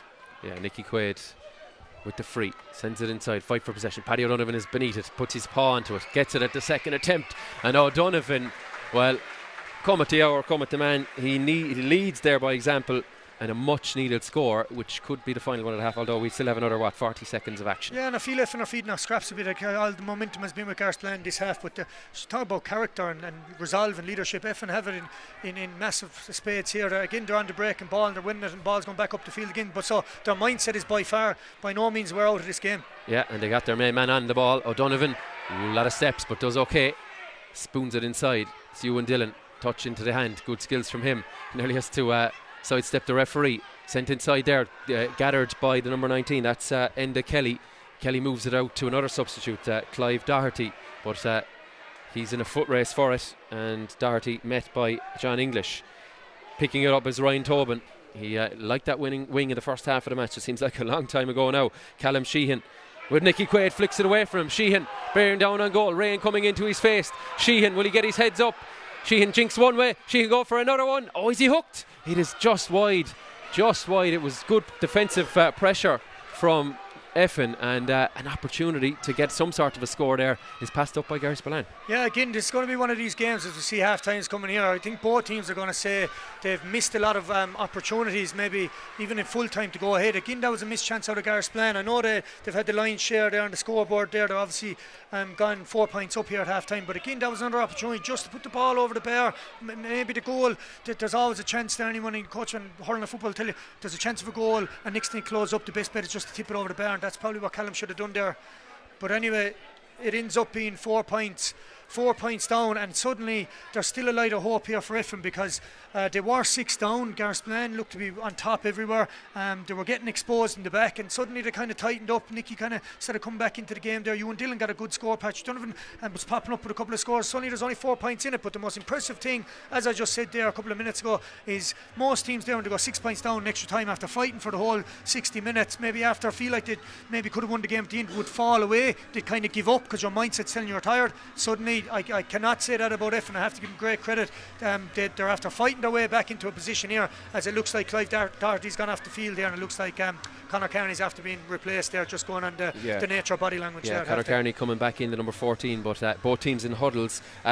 If Effin, they're obviously, it goes without saying, they're going to need to get a handful of scores in this second period of extra time, but they're going to need to get a handle on Callum Sheehan and Hugh Flanagan. Those guys are showing no signs of relenting. They have the fitness, they have that youth, and they're causing an unmerciful amount of problems up at this end. Yeah, and I'd say, look, to be fair, Effin, like, you know, obviously Nicky Quay is a big influence from there, and Patrick Donovan. They have a couple of star players. Now all the lads around them are playing well today, no doubt about it. Alan Byrne and Sean Canning, these lads are having great games. But Garryspillane probably do, like, you've got John English there, Callum Sheehan and Hugh Flanagan, and if the three of them can motor, they're very elusive, very dangerous. They're obviously, the Gaelic ground suits them, they've got great athleticism, but I think the biggest difference in that first half of extra time is Hugh got into space and got on a couple of balls, and he ended up putting one away there, obviously. So look, I've been saying it all game, I do feel Garryspillane are maybe that more, I hate to use the word maybe more athletic, but they are that younger team, the fresher team. But again, Effin are just one of these teams that are just not going away. And am I right in saying that I think nearly all the goals have been scored down at this end for some reason, and the wind looks like it's actually going kind of the other way or something. There isn't much of a wind there anyway,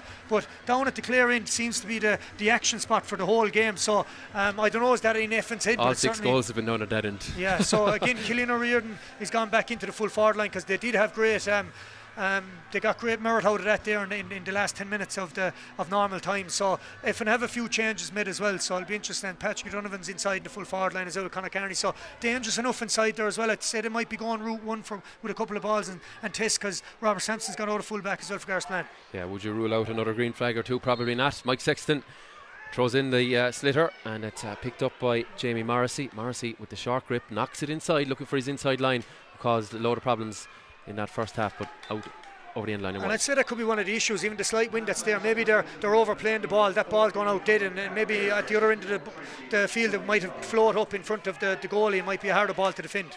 Yeah, half-time substitute, as Jim Bob touched upon. It was the number 20 who's made way, that Clive Doherty. In comes Conor Kearney, ball inside, and he pulls on it. Is it gone in? No! Brilliant defending there by Ryan Tobin, I think it was, who's playing deep in the defence in this extra time period. What a let-off though for Garryspillane. It could have been back to a 1 point game yet again. Ball, we'll come back to that in a moment. Ball sent up to Rory O'Connor, one of those goal scorers. O'Connor goes in hard on the challenge, floating it in around the square. Oh, good defending again there by Ryan Tobin. Again he comes up with the goods, sweeps it out here to the near side. This is Michael Donovan. Donovan though just losing his concentration on it momentarily, and there's a foul in there. Ewan Dillon has been exemplary in this extra time period for Effin. Yeah, we have to talk about that last ditch defending there. Again, Garryspillane getting caught for the scent there. They're going to have to close the mouths there if they want to give Patrick Donovan a couple of hard frees to take, because every time he has a hard one they're moving it in. But how that ball stayed out over the line there, I think it was Tommy Quaid for a finish, and it was Ryan Tobin who was actually being brought back full back, would you imagine, from wing forward. So a very unique move, but it's after paying dividends there as we see Patrick Donovan tip over free here. But by God, have Garryspillane played with fire here, and if they stay playing with fire they are going to get burnt, because as I said, Conor Kearney's gone in there. He's a big man, he's causing the ball to break. You've got Patrick Donovan and Cillian O'Riordan there, and they do look like they could get a goal at any time. So the number 20 Cian Ryan is back in for Colin Ryan. Ryan has been substituted off twice now, but I think he's fatiguing the legs. But we continue. Fergal O'Connor does well. Little flick back to Nicky Quaid. That familiar style of his, sweeping it down the field. The rain getting a little bit heavier here on the Ennis Road, as coming out with it is James O'Sullivan. He's had a quiet game, but he's over-carried. He protests his innocence, got bottled up, turned back, and unable to clear it, and it's going to be a free in for Effin, and a big opportunity to narrow the gap even further. Yeah, again, this game has taken another couple of peaks and troughs here. Tough enough free enough, Patrick Donovan, but the way he's hitting them, you would imagine it's only going one place over the bar. But again, Michael Donovan had a ball here in front of us. He'd be very disappointed he didn't maybe catch it. Again, if he got going with the legs, he was going to run up the field with it and maybe take the pressure. Instead, he missed it. They won a free there after putting it over. And now Patrick Donovan, again, great work rate. Conor Kearney there. James Sullivan's out in front, done well. Probably should have let it off a bit quicker. They made him turn twice. In fairness, James Sullivan wasn't much to do. 2 Effin men around him. So their work rate is still up there. All signs that they haven't given up yet. And Patrick Donovan puts it over the bar. Donovan, I think he's got cramp as he hits it, but crucially he's landed the score. They move on to 2 goals and 23 scores, but they're in arrears because of those 4 goals, because of Hugh Flanagan's influence in that opening 10 minutes. We have 7 minutes of regulation as the rain continues to fall here in the Gaelic grounds. Breaking onto it is the number 18, that's Michael Donovan. Donovan off his left, tight angle, and Donovan has brilliantly split the post, and the response is good, response is immediate, and a fine score from Donovan. Yeah, that's huge. Just a little story about Michael Donovan very quickly. He gave up hurling there for about 10 years, so that's an unbelievable score for a man who only came back hurling. You wouldn't know about that. No, you would not. Great. Obviously, Limerick footballer can move like a gazelle covering the ground there. Very good at picking up breaks. Obviously brings that from the football nature of the game. Can just run on, breeze onto breaks there. That's exactly what he done there. But again, just to go back to Effin's last score, the ability for Nicky Quaid, if he does get the space to hit the ball like an inter-county goalie there, getting the extra 5-10 yards, is a massive relief from the Effin defence, and it's causing Rick above in the Garryspillane defence. And the worrying thing here with my Garryspillane hat on is every time the ball does go up to the Effin side, they're creating a scoring opportunity or a free or something, and the Garryspillane defence were up, were on top for the whole maybe of normal time, but they're looking very shaky at the back now, which maybe given the nature of the game, the way it's going, Patrick, another score. Yeah, tired minds, tired bodies maybe at this remove, but both sides looking to summon something special in the last few minutes to get over that line. 2:22 now for Effin as they narrow the gap to just 2 points.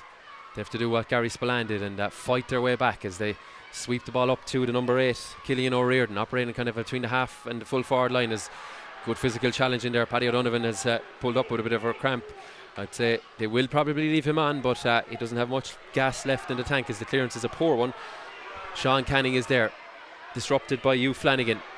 Flanagan does well, and Effin desperate to get their hands on it. So too obviously the men from Knocklong, as the ball with Declan Heavey moved back to John English. English goes through the bodies. English off the left, slipping as he hits it, and English has nailed it. Brilliant score from him, and it moves the gap out to 3 once again. Yeah, and Hugh Flanagan just literally threw a leg at that ball. He didn't know where it was going to go off, and that's the best thing you could do in a ruck. And fortunately, from Garryspillane point of view, fell into favour of a Garryspillane man, John English there, who showed it a couple of times. But again, a match up inside Patrick Donovan and Kieran Sheehan, that would suit Garryspillane down to the ground. Kieran Sheehan's well able to play, so maybe they need to change him up in somebody else. Shane Ryan sends it in. Hugh Flanagan doesn't have the energy to just chase it down, so it means Ryan O'Neill will find Sean Canning, and Canning wisely sweeping it up towards Tommy Quaid. He's in time, he just needs to get the touch right, and he does. Puts it on to Hurley. He's going to jink one way, is he? Onto the left, brings it across and off target, and disappointing one for him as the gap remains 3. Yeah, and I suppose to mirror that, Michael Donovan was at the other end of the field with a similar kind of chance, similar angle, and put it over the bar. John English with a great score down the middle as well. So Garryspillane have just been a bit more economical at the moment, getting the scores, maybe staying that bit in front, but again, it's Effin are winning every puck out here as we see this one being pucked out. Clash of the ash in the air. Ball roll lifted by Cian Ryan. Couple of possessions for him, but he's given it away. Nicky Quaid has to push Fergal O'Connor out of it. Sends it inside. Rain absolutely teeming down. Breaks to Ewan Dillon. Dillon pops it off to the runner. That's the number 8. Oh, what a save! Cillian O'Riordan. But it's met by Adam Sheehan. Could that be a county final winning save? Opportunity goes a begging for Effin. They did everything right, but the shot was just at a good height, but watched all the way by Adam Sheehan. He's pulled off 2 great saves, one with the hand and one with the stick. The ball knocked out over the line, and heart in your mouth stuff again for all connected to both clubs. And again, Garryspillane got lucky there. Sean Canning read the break of the ball beautifully. He was in very tight space now. I'm not giving out about anything, but Garryspillane very lucky. Tommy Quaid was all on his own there again. But look, I keep saying it, Garryspillane are playing with fire here. Colin O'Riordan, maybe Cillian O'Riordan, should I say, could have maybe took that ball on another small bit as well. And I'm not surprised the Garryspillane are bringing on Robert Donovan here as the fullback for the semi-final, because Garryspillane look extremely edgy at the back, and they need to do something, bring on a bit of freshness or do something because they're just looking a little bit edgy in the back every time the ball goes in. Yeah, Tommy Quaid intercepts the line ball, moves it on to the runner in Enda Kelly. Kelly puts it on to Hurley. Kelly shortens the grip. Has he knocked it over? He has. We have 2.5 minutes of regulation, and they've moved to within 2 once again. And that's exactly what you don't want a team to do. With my Garryspillane hat on again, you do not want, as we see Dylan O'Shea coming onto the field to play, it's a stranger as well, Cinder is limping off. You do not want a player just to run directly at you and put the ball over the bar. It's a simple game when you have the skill level of Enda Kelly there. He was going to draw the pass, just brought out the man, put the ball over the bar and said, let's get set up again for the puck out. Dylan O'Shea is in, Declan Heavey is out, he's cramping I think in both calves. There's a free coming, and the word penalties is coming into my mind, and they need to score this free and probably need to get another, but they're going to move to within 1 if Patrick O'Donovan can maintain his brilliant accuracy. And to be fair to Effin, everything's going against them now. The rain, like, it's not easy, it's harder scoring the rain, and now the rain is kind of, I wouldn't say bucketing, but it's not far off bucketing down now at the moment. So look, a very hard free patch Donovan, but he's hitting them so well. Like maybe the rain with the surface water and the hurley or something might, but you can't imagine him not putting this over to bring it back to 1 point game. Didn't see much in the flick there, Tower. Donovan was maybe unlucky again, but again the cause of this free was Adam Sheehan just missed the puck out at a vital time. O'Donovan, he did put it, he's just kept it inside. It was momentarily looking in a bit of doubt. I agree with you there, Jim Bob. I'm not sure. They move on to 30 points. 31 plays 30, 224 to 419. Heart in your mouth stuff. They go short. Kieran Sheehan, the goalkeeper Adam Sheehan wanted it back, but Kieran opens up and sends it long. Nicky Quaid, no better man probably to be underneath it. Garryspillane want to keep the ball down on the surface here as we have 1 minute of regulation to go. Spills out, comes out to Sean Canning. Oh, great work from the Garryspillane forwards. This is John English. English goes through a couple of tackles, slipping and tripping, and English goes in. And they're irate beneath us, are the Garryspillane men, but we have 2 extra minutes, so 2.5 minutes for Effin to find at least 1 point. Yeah, look, I'm laughing. Maybe he did know, but Alan Byrne was down. He felt it was a free and didn't want, and he just threw the ball, got away with it. But look, Garryspillane won the ball back to no one to blame to give away a free. But look, his results, it's helter-skelter here, to say the least. Yeah. Here's our man again, Ewan Dillon. Dillon wins the free. My God. He has been absolutely outstanding in this extra time. I can't give him enough credit. And to be fair to Ewan Dillon as well, there was a chance where I felt he should have done that in normal time. He should have engineered a free. That's what he done there. There wasn't maybe much in it, but he moved his hands, like we said about Callum Sheehan a while ago, give the referee no option. Just clever play out of Effin, and again, their ability to stay in the game has to be complimented. It's been immense, actually. I love seeing teams with that kind of a mentality. They must be happy with the management. They must be in a good place, because most teams will die in wilt here, and they've stayed in the game, and they've brought this game, dare I say, the penalties are how many minutes? Two, so there will be time for something else, as tension starting to mount on the sideline as O'Donovan limps away from it, but he has nailed it unsurprisingly again. The biggest problem in this half is Garryspillane have not managed to win a platform, get a platform here to win a puck out. They're all on one side of the field. They're kind of hitting the ball down top of Nicky Quaid, which I wouldn't recommend, but they've been very slow, and that's why Adam feels like he has to hit the ball to Kieran here going short, but all Kieran's doing is hitting it down Route 1 as well. We've had 50 scores, 6 goals and 44 points. Will we have one more to decide the place in senior for 2026? Sean Canning sweeps it up the middle. Effin foraging for it. Conor Carney is in there, tries to roll the ball.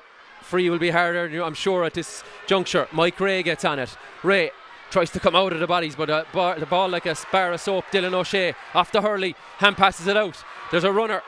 That's John English. English moves it on. Blocked down by Nicky Quaid. An opportunity for Jamie Morrissey to gather it. We have 40 seconds of regulation. Effin hunting him all the way down, and they've pushed him out, nudged him out over the line, and Effin probably a Hail Mary in here seeking to win something. Yeah, Tom, it's the one time now we're doing the match with heart. It's all over the place. Yeah, I don't know what's going on. It's as I said, maybe before extra time, is the game has completely lost its shape. It's whoever's got more nerve now. To be honest, it looks like Effin at the moment. Garryspillane were sauntering there in the first half of extra time. I even saw a couple of people who say high-five. They thought the game was over. Patrick Donovan can't move here. I wouldn't even recommend him taking a penalty if there's going to be one. It's all happening around the place. But at the moment, it's Sean Canning just with the know-how. He's a lot calmer down at the moment, just slowing it down and taking the free. And I imagine Mike Six is going to blow this up. Canning cuts on it. There is the full-time whistle, a bit of an anticlimax. We're going to penalties for the first time in this grade. I think we've only had one county title in Limerick decided on penalties. That was a Premier Junior A a couple of years ago, or was it Junior A? But anyway, we're heading for penalties. I hope your mate is with Betfair and he had a draw and running or something there for the extra time, because and if he put it on after Garryspillane getting the 2 goals, he's definitely in the money, because they would have went out to about 100 to 1. Look, again, the massive talking point now with your mate is they've Nicky Quaid. Yeah. They have Nicky Quaid, an all-star goalkeeper. He's been involved in a penalty shootout in this stadium not that long ago. Look, everyone in the stand, everyone doing the PIHC supporters, everybody watching this is saying the same thing. Effin have Nicky Quaid. It's a massive talking point. And the biggest problem here, not that I was a serious penalty taker by no means myself, but after playing the 60 minutes and after playing 10 minutes of extra time there, the likes of Patrick Donovan and all that, they're cramping up in the whole lot. The main thing you need for a penalty is power. You're planting your leg down. If it cramps at the right time or the wrong time when you're going to hit the ball, it could be damage big time. So look, I think it's a massive advantage to Effin. They've Nicky Quaid. Will he have the jersey? Will he be putting on the goalie's jersey or in goal for the penalties? I think it'd be ludicrous not to have him in goal. Yeah. So let's see what we're doing. We're just heading down to the lads on the sideline. Let's see what they all think of it. I'm sure TJ Ryan has his heart in his mouth. His son has been replaced, but what is it about the Gaelic grounds in 2025 and drama, extra time and penalties, Colm? And you're dying to say, I told you so. I told you so, yeah.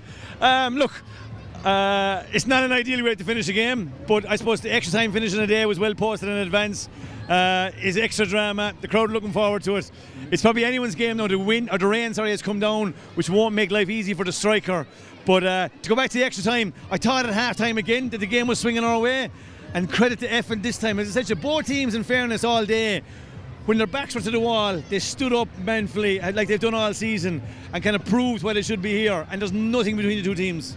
You were 6 points up. Yes. 6 points up in extra time. What does that say to you? That's a big lead, and in fairness to Effin, they got it back to 4 just before half time, and that's what I said to you. Those couple of points gave them a chance, and then they ploughed on again. As I said to you, we retreated. It's what happens. And equally, to be fair, almost had a goal just after half time. Almost had a goal, is right, yeah. So the game has ebbed and flowed a lot. I don't know what to say now. As I said, both teams have to nominate 5 penalty takers. It can only be the 5, and if it's a draw after the 5, you repeat with the same 5. So it's hard. I suppose Effin have one big call. Do they put Nicky Quaid in between the posts? Yeah, no, in fairness to the keeper, O'Neill, he's been excellent all year. It would be a big call, but I suppose when you have a keeper with the outstanding ability of Nicky, I think you put him in, don't you? I think you have to. Yeah, I think you have to. And speaking of goalkeepers, that was some save by the Garryspillane keeper there, making up for that earlier mistake. Yeah, I think he was heading the man of the match territory. I thought he kept us in the game twice, like 2 massive saves, one in normal time with his hand, I think, right? And in that save there when it looked almost certain to hit the back of the net again. So he's been very good. We've had some brilliant performances. There's a lot of injured bodies there. You're seeing guys with shoulders in a sling and carrying dead legs. So credit to both teams and both clubs. What an effort. What a day. And it is going to be heartbreak for whoever finishes on the wrong side of this afternoon. Yeah, you'd probably say at the end of full time and extra time, the way it panned out over the full extent of them, that both teams deserved another crack at it. Yeah. So, would you be the old school in terms of that, TJ? County final like this, I know there's a Munster campaign looming, but would you like to bring them back for another day? Sure, look, in the ideal world you would if time kind of allowed, but at the same time, look, the crowd here came to see a team win the county final on a day. This extra time finish on the day, like it does add to the excitement. It's tough on the penalty takers, it will be very tough on the losers, but at the same time one team will be going home winning here today. Okay, so in terms of, we'll say, practicing penalties, are teams now, are they into that mindset more and more? I see loads of it maybe at the start of training where fellas will go down and they'll have a pop and they try and hit the top bins and stuff but this is a pressurised situation now, right? You need to get a clean strike in the ball. I don't think you'd practice a situation like this where the pressure is on, it's a penalty shootout, and we've seen maybe in soccer more likely than any other game that these things are, different players do different things, and when the pressure comes on, so you need a cool head. You need a good striker. I know as well you're a golf fan, TJ. In terms of the Ryder Cup, there's so much made of the psychology around picking the singles and picking the men that when it could all come down to it. Do you kind of bring that into the factor? Like, would you be leaving your last penalty to an 18-year-old? No, I just think you need to go with your best shooters here, right? So you need to the guys you know that will, your normal penalty taker goes first, your next penalty taker goes second. You lead with your best because they may not go down to the last one. So try and get ahead, try and score the first one, like the game, Cullen. But I'm not sure if both management teams would have put much thought into it before today to have your 5 penalty takers, and then you're added with maybe some guys that might have been a penalty taker has gone off. I was looking at the sidelines to see were they going to bring somebody back on, but neither bench did. So just to confirm, you have to stick with the team that finished, is it? You have to. The guys who finished, you have to pick your 5 penalty takers from them. From that. And repeats from there. Like, so they got Dylan O'Shea back in Garryspillane, so he was probably carrying some bit of a knock for the last couple of minutes. Maybe that was with a view to penalties, to be fair. But let's see what happens now. But interesting, intriguing. Like, all I know, Colm, is I have a heart. You have. And I tell you, it's been put to the test here this afternoon. Let's go back to Doon and na Piarsaigh. As you said, this kind of setback for these teams isn't going to unsettle them too much. You're checking. Are they checking there on the phone? Is that any of the management team for your advice? No, I was just checking the time. It's 3:05, so the penalties are likely to take about 10 minutes. So we're probably likely to have maybe a 15-minute delay or something. I think that the feeling that we have from speaking to the officials is they're trying to keep to the schedule as much as possible. Now, again, time will tell. But again, the routine.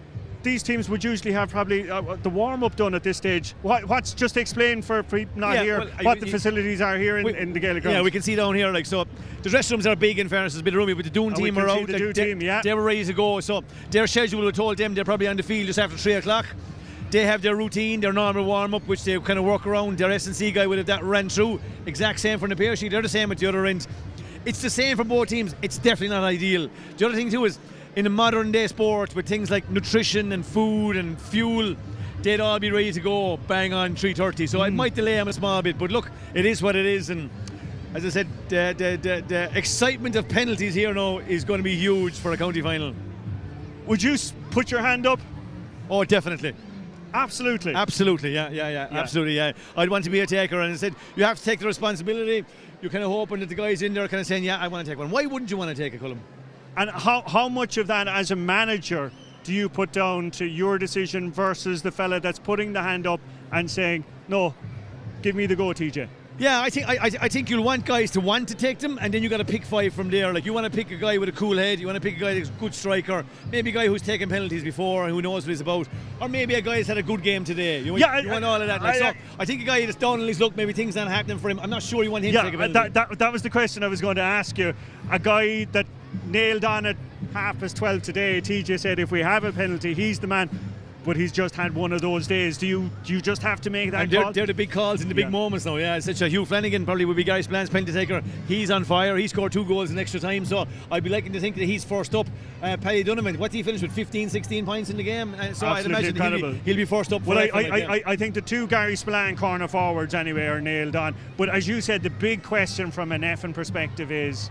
Yeah, the Nicky Quaid. Garryspillane are walking back out here now, so I'm looking to see when Effin walk back out, does he have a goalkeeper's jersey on? Like, but yeah, huge drama, massive excitement, and we'll have people saying it's not an ideal way, it should be a replay. But look, in fairness, look at the excitement it creates, and look at the buzz and the energy. Look at all the youngsters here waiting to see the penalties. So Cullen, so it has its pros.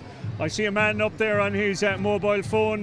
John Kiley is there. Maybe he's making a call to the line, is he? I wonder. He's been here before. he knows all about big dramas and penalty shootouts here in the TUS Gaelic grounds. So with that, as TJ pointed out, we've got the Garryspillane team out, and we're waiting on Effin to join them. The big question is, will Nicky Quaid be wearing the goalkeeper's jersey? Well, here they come. You're going to find out very quickly now, aren't you? It doesn't look like it. That's the goalkeeper. Oh, he has changed his jersey. No, Nicky's wearing number 6. Okay. So the goalkeeper is back out. So no, it doesn't look like Nicky isn't scoring goals. Okay. Well, we're going to stick with the drama, and there has been no lack of it here this afternoon.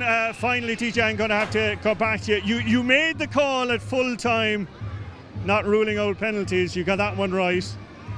Garryspillane 4-3 on penalties. Okay, you heard it here first on the live stream here on Limerick GATV in association with Stream Sport. Let's head back up to the Mackie Stand commentary gantry James Ryan. But first, our big match commentator is Tom Clancy.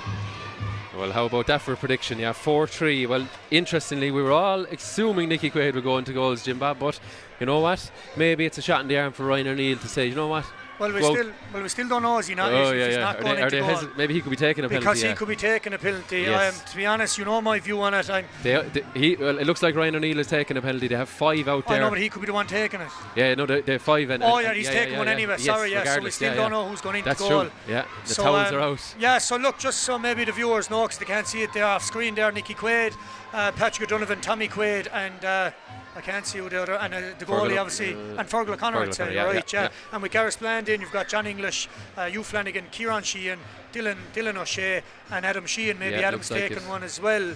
But so they look like the 5. But look, Colin Ryan is out there for the toss, I'd say. No, he's not. He was off the field to play. And again, I'm delighted from Garryspillane point of view that Dylan actually did come back onto the field, because he won't be as fatigued. Obviously, he had an injury, but he's a great striker of the ball. But look, as you know, everyone that says about the penalties being exciting, I think we're getting that from soccer, to be honest. It's not like I'm totally down the penalties or whatever, but every time I've ever seen them being here, they've been a little bit of an anticlimax. It's a bit of a soccer thing come into the GA. I'd much rather maybe an NFL American thing where you're throwing the ball. Two more 5 minutes there maybe? No, 5 minutes, but the bodies aren't able for the whole lot. It'd be great if you could, but I'd be much more for the excitement. If you want to keep it, the palpable energy inside in the stadium, throwing the ball, team gets a goal, they win. If they get a point, the other team gets an opportunity to either get a goal, only a goal, or something like that, just to end the game where everyone feels like they've had an opportunity. I just think training all your life for a county final, some people don't get them, and now it's in somebody else's hands in a way. Interesting. Probably a discussion for another day, but both teams would have known coming in. I was in Knocklang on Friday evening myself at a Junior B game, and I did notice the bouncers were training just a light session. I wonder, was there any discussion at all about penalties? And indeed the same for Effin in their build up for this, but we're waiting on Mike Sexton. I'm sure he's soaked to the skin, but there he is. So a toss will take place between Colin Ryan, one captain, and Tommy Quaid, the other captain. And even the toss is a massive thing at inter-county. Going first. At an inter-county, going first is a big thing. But in an inter-county game, you're either hitting into a red end if you're playing Cork, or a green end. Yes. You know? Whereas today, the end doesn't actually make a difference, because they're in going to win. But of course, who goes first is going to be a very interesting one. We had that debate yesterday with the wind. Both Ballygran and Bury, both Tim Glanton and Bury picked the wind to start with. So the wind and who goes first is a massive talking point in all this. If you get your first one, you're right. If you miss it, it's I know, sorry to lean on the soccer thing, but I suppose at elite level soccer we know it's about 59-60% if you go first. That's the winners, so going first has an advantage in that sport. Now look, it's nearly unprecedented for these lads to be taking penalties. Yeah, so Ryan O'Neill assumes his position in goal. A reminder, it is best of 5. All 5 nominated must then start retaking them, not in the same order. You can mix up the order if you go to sudden death. So I hope I'm not insulting Ryan O'Neill. He's after a great game, great puckouts and the whole lot. But from a psychological point of view, for Dylan O'Shea, who's probably going to take, or Hugh Flanagan going to take, Nicky Quaid looked like he's 8 foot tall nearly when he goes up to take it. Exactly, that's the point I was going to make. If you were up against a Premier League goalie or a Division 3 goalie in professional soccer, you're obviously going to take the Division 3 goalie because it takes less pressure. I think Nicky Quaid standing in front of you is daunting. But anyway, the call has been made. That's it. They've backed Ryan O'Neill, and I'm sure the decision was made probably quickly. Excuse me. Nicky Quaid will take a penalty. Paddy O'Donovan as well. We'll just see who's going first. It looks to be Garryspillane who will have the chance to strike first blood here, and the Red Hot Chili Peppers can't stop plays out here. You probably know more about maybe other counties, but it is a fair. I know it's happened once or twice, maybe more in football as well, because draws are probably more or less scores. But it is fairly unique that county finals have come down to penalties. There hasn't been too many around the whole country. I think we've had this scenario in Limerick since maybe 2020 or 21. And I think we've only had one county final. Was Mungret beating Fina Kilmeady, if I'm correct, in the Junior A final a couple of years ago. We did have Knockaderry relegated in a penalty shootout against Fiona Castleman, and we've had a couple of earlier rounds like quarterfinals and semi-finals. The other one that jumps to mind is when Doon were defeated by Na Piarsaigh in a county semi-final on penalties. Now, the one thing as well I want to get off my chest before I start giving out of Effin go ahead here is John Halloran's down there. We did see a couple of penalties being taken, and maybe in other games, and they broke the 21-yard line. So and considerably so. So it'll be interesting to see do they stick to that or not. Yes, let's see. But I'm sure the players will be warned not to encroach as they hit it, and the same for the goalkeepers, not allowed to steal any meters themselves by running off the line, but I'm sure players would have, I suppose, practiced these, maybe not in this environment, but practiced them at training, just messing around before it. As Dylan O'Shea, it just takes these 3 or 4 paces back. You could cut the tension. There's an absolute hushed silence beneath us. There will be, each goal or save will be greeted by a roar as Dylan O'Shea goes first. O'Shea strikes it low into the net.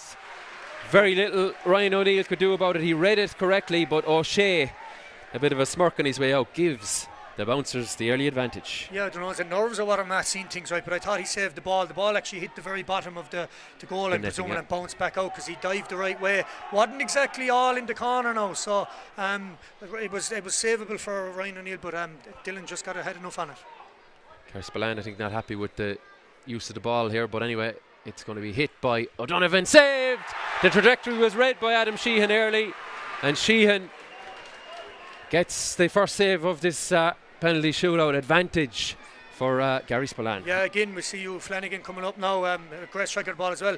I'm turning into an expert penalty taker now that I see him in front of me, but I wouldn't like Patrick O'Donovan's style there. He didn't give himself enough room to generate that power. It was kind of a rise and hit, and anyone that does that, I don't know the percentage, but a lot of them do miss when they only take that one step. And sorry to bring him up, we saw Tom Morrissey against Cork here in that Munster final. A little bit easier to read and didn't connect with it maybe as powerfully as you'd like, but this is you Flanagan. Interesting stooped routine over the ball. Flanagan low into the corner, bounces it, gets cramp as he hits it, but the youngster, his third, I suppose, goal of the game. I know he had 2 in the regulation, and now from the penalties, 2-0, and Nicky Quaid needs this to go in. And I'm always saying you should be hitting the ball low and hard anyway, because it's hard to even get a first touch with a bounce like that. But see the way the ball hit off the hard ground, wet surface, and super skiddy here. Very hard for Ryan O'Neill to stop that. I know Nicky's only gone 2 yards back from the line as well. So. Yeah, I'm sure Nicky has probably hit a million or so balls from this distance in training with his other goalkeepers. As Quaid goes for it, it's right, it's saved. Sheehan deflects it out for a save, and he read it correctly. Nicky Quaid didn't get the skid on it really. It was just a fraction up off the ground, but good goalkeeping by Adam Sheehan. And in fairness to both goalies, I think every penalty they've dived the right way. It's just difference is Adam has stopped both of them. But again, Nicky did hit it down low and hard. I think it's just hitting that ground first, like Hugh Flanagan did, is the secret, because it bounces and it's very hard to judge. Up steps the corner back here on Sheehan to make it 3-0. Sheehan sends the keeper the wrong way. Huge roars beneath us, the likes of Frankie Carroll, Donny Ryan, and all the players and all the backroom team, including the manager Aaron Considine. They know they're a fraction closer. And the goalie's taking this one now because nobody's moved up. And again, their skill, I don't know how to do it myself, but their skill in what Kieran Sheehan done there, whether it's body shape and the whole lot, but Ryan Neal definitely thought he was hitting the ball to his right, but he hit it to the left. So O'Neill to strike a blow. O'Neill off the post, it's all over. Garryspillane are the Lyons of Limerick Premier Intermediate Hurling Champions for 2025. Off the upright, heartbreak for Effin, heartbreak for Ryan O'Neill, but the bouncers are back in senior hurling. They've done it.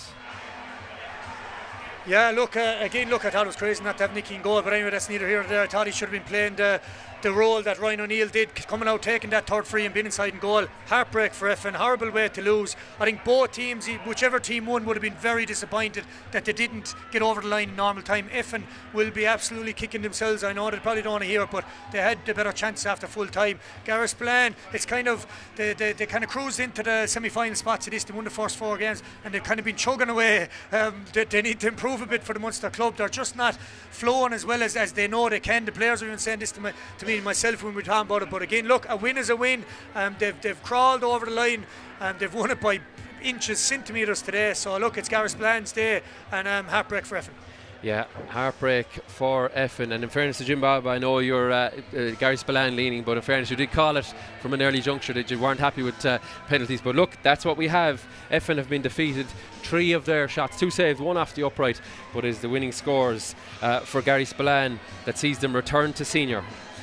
We have one more job for you, Jim Bob. I know you've other duties for the senior game elsewhere, but we have our Mike O'Connell menswear man of the match. A difficult one to call. There was many stars on both sides at different times as well.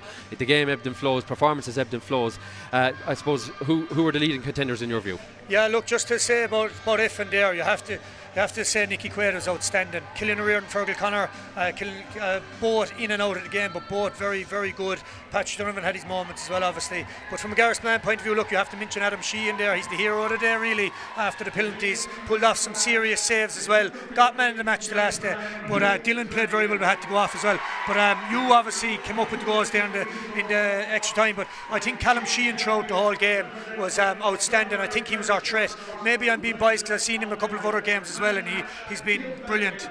But look, I'm gonna give it to Callum Sheehan and the Stream Sport. So the Stream Sport.ie Man of the Match association with Mike O'Connell menswear is Callum Sheehan. Hugh Flanagan is the sponsor's choice here, but it's Callum Sheehan for us. The two corner forwards doing plenty of damage for them, and we will hand back down to the lads on the sideline momentarily. But it's a victory for Garryspillane, and celebrations will begin in earnest. But if Effin, you kind of just have to take it on the chin, Jim Bob. You know, we can actually hand back down to the sideline. It's the winning delighted to have the winning team. Thanks, Tom, and thanks, James, up there. Delighted to have father and son. TJ, what does this mean? Magic. So 20 years ago, Colm, it was a special day, and today's a special day for the house again. Delighted for the club, obviously, and obviously delighted for the team to win, but obviously delighted for this fella. You know what I mean? He's soldiered hard with the team for a long time. To captain your club to win a county is a special day. Okay, what's it like having this fella giving you a bit of advice in the morning? Unbelievable, in fairness. Like, we've been looking up to those men for 20 years. They won a massive county here 20 years ago. It was insane, but I think today, almost rivals. You had everything: goals, penalty, shootout. Just phenomenal. Can't even put it into words. Okay, Colin, you're needed for presentation duties. You're heading over there. TJ, we'll follow on the pictures there with Colin. Well, yeah, sure. Like I said, it is very hard on Effin. You have to say hard luck to them on the day. They were a brilliant team. You know what I mean? They came back in normal time, they came back in extra time, and the penalties didn't go their way. And unfortunately, that's the way with a penalty shootout. You need a break. We scored our first penalty. They were unlucky. They hit the post. So that's the end result. It's hard on them, but fantastic day for Garryspillane and the club. Yeah, and I must say, even just watching the officials between the two clubs, the Garryspillane officials were over to Effin commiserating. I think both sides knew it could have gone either way. You do, Colm. You know when you go to penalty shootout, it's the same as the Munster final here between Limerick and Cork. A brilliant game, and it can go either way. But like, it is tough way. But at the same time, the excitement there, the drama, I think it adds to the occasion. Finish on the day. We've one team going home delighted and one team going disappointed. It's tough. I'm looking at Frankie there, hugging your goalkeeper. For characters like you and Frankie that sold you together 20 years ago, what does it mean being back up in the senior ranks? It means an awful lot. As I said, from a club point of view, we've been doing our best for a long period of time. Win a county 2005. You want these fellas to go well and get on and go play senior hurling. The underage structure has been very good. It's been a tough year too. We lost a couple of stalwarts. Hugh Flanagan, one of our penalty takers, he lost his dad during the year, during the championship. Actually, would you believe it? Hugh's dad died the day the Garryspillane played Effin in the round robin. He's coming here. He's been a fantastic player for us. I lost my mum during the year. Pauline Ryan passed away, a couple of stalwarts. So it just means a lot from a club point of view. But this guy has been incredible. I've been kind of telling him everything I know for a long, long time, and he's just been fantastic, and he deserves it today. Okay, yeah, delighted to have Hugh Flanagan here alongside me. You're after picking up the Lyons of Limerick Premier Man of the Match Award. You're going to be picking up another Man of the Match Award there now in just a second from Mick O'Connell of Mick O'Connell Menswear. Hugh, you've had a tough year. What does today mean for you? Today is massive for me. Like, hurling's just been like a way of just getting through all the hardship of the year, and I'm just really happy to get over the line today now. Okay, well, that performance, especially in the second half with the 2 goals and then the penalty there, at any stage you think it was slipping away? Yeah, sure, that's sport, like, it comes and it goes and you think it's going your way, but in the end, like, I always felt we come back and win. Okay, now in terms of you yourself and these lads, how important is it to have had this band of brothers with everything that you've gone through this year? It's been so good. Like, they were just always there for me, and they always helped me through all the tough times. It's just brilliant. Talk to me about the game itself this afternoon. It was a very strange game to watch. What was it like to play in? It was tough. Like, it was tough. There was patches where it was just so one-sided, and then the other team would just come back again and go at you again. Like, it was just hard going. What was going through your head when you race through for those goals in extra time? There wasn't much. I was just hungry for the net, I'd say, at that stage. Well, I'll tell you, you finished them very well. Now we have Mick O'Connell here from Mick O'Connell Menswear, and he's going to present the trophy to you. So, Mick, all yours. Very well done, Neil. Okay, thanks to Mick, and thanks to our man of the match. Hugh, and we're going to head back up now, I think, towards the gantry position, and we're going to head for the presentation. Frank Greeley, the Vice Chairman of Limerick County Board, handing over the silverware to the captain of the Lyons of Limerick Premier Intermediate Hurling Champions of 2025, Garryspillane. Young Colin Ryan has the all-important silverware. A very proud father here alongside me. We also have Leo O'Connor here alongside me. Leo, we expect a drama here this afternoon. We're after getting it in spades. Absolutely. This cup on behalf of an incredible bunch of players. Since January 2024, the effort that all of these have put in has been absolutely phenomenal. They're a credit to their club, their families, their friends, everyone. And I'm delighted to accept the cup on behalf of them. To the county board and the ground staff of the Gaelic Grounds, thank you for everything you do. County board for organising the competitions, and the ground staff for the condition the pitch was in today. It was unbelievable. Thanks to Mike Sexton and his team of officials for their officiating of the game today. To the sponsors, Lyons of Limerick, you're great sponsors. We really appreciate your continued support, and we look forward to you supporting the competition in future. To Effin, there's not much I can say, lads. You were fantastic competitors today. We were in your position last year, and it's an awful place to be, but you can be proud of your effort, and I've no doubt you'll be back again next year. 3 cheers for Effin. Hip hip. Hooray! Hip hip. Hip hip. Hooray!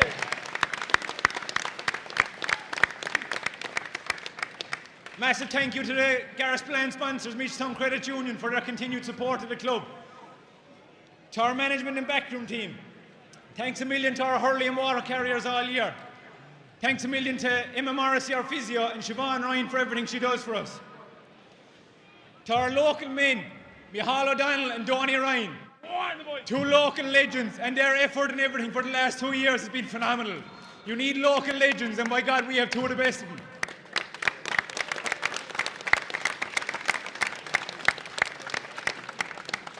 To the lads that came in from outside, Darren Maloney and S&C, you nearly killed us a lot of nights, but by God, it's worth it today. To Mike O'Dell, Ian Mansell, thanks a million. And finally, to the manager that put it all together, Aaron Considine.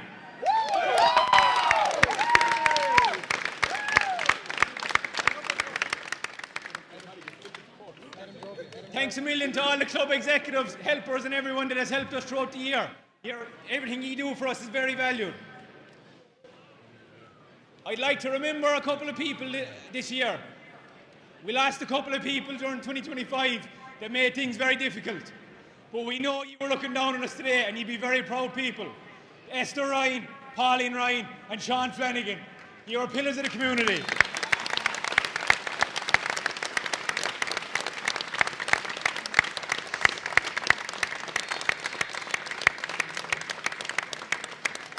And finally, to the Garryspillane supporters. You've been incredible all year. Your support is unbelievable, and we wouldn't have got over the line without you. Up the bouncers!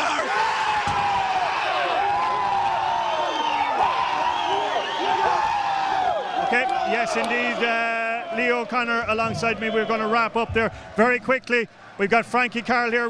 Frankie, we've only got 60 seconds. 60 seconds is plenty. Tell us, what does this mean to Garryspillane? Fantastic. Great to win the county. The way we done it, it was a struggle all day. We were very good in the first half. They brought a man back at the start of the second half, and we found it difficult to deal with. We pulled away in extra time, got the 2 goals. I thought we were there, and they pulled us back again, and then the penalties. What drama! But a fantastic bunch of fellas. They've suffered a bit. We were a couple of years trying. We got relegated from senior. They're kind of a golden generation. We won a few minors, and it didn't happen. But we're over the line today, and we're absolutely thrilled. Didn't even buckle up senior. We have a trophy in Knocklang tonight, and if anyone's looking for a party, get down to Knocklang and Garryspillane tonight, lads, because there's going to be some fucking party in our parish. Well done. Frankie, well done to you. Thank you very much. Okay. Final word to you, Leo. 30 seconds, sum it all up. Have we the rightful champions? Listen, yeah, how many times did they win it? How many times did they lose it in the space of that hour and a half? Look, it's just a game for the ages, and it's unfortunate the way it ended. But look, that's sport. They all knew this before they came in, Colm. So from that point of view, you know, Garryspillane just about, and when you look back in it, deserving winners. Okay, senior game has been pushed back 15 minutes. More to come here on Limerick GAA TV, but that's where we're going to have to wrap up the coverage of the Lyons of Limerick Premier Intermediate Hurling Championship Final. What a day, what drama, extra time and penalties. Who's to say that isn't the first of a doubleheader here this afternoon? The champions, Garryspillane, celebrating. And I'm sure, as Frankie said, it's going to make for a great night and a great week in Knocklong. Our thanks to D Packaging for their sponsorship of our stream here on Limerick GAA TV in association with Stream Sport. We hope you've enjoyed it as much as we have had. There's always a warm welcome waiting at the Welcome Inn. Enjoy great pints, friendly faces, and plenty of local crack in the heart of the village. Whether it's a quiet chat by the fire or a lively night with friends, the Welcome Inn is the perfect spot to relax and unwind. The Welcome Inn, where good company and great times meet. For over 60 years, Dan Dooley Car Sales in Knocklong has been a trusted name in the motor trade, a Ford authorised repairer since 1995. For great service and value, remember, at Dan Dooley, you'll do a great deal better. Call 062 53 103. And best wishes to Garryspillane in the Premier Intermediate Final. From all at Dan Dooley Car Sales, Knocklong.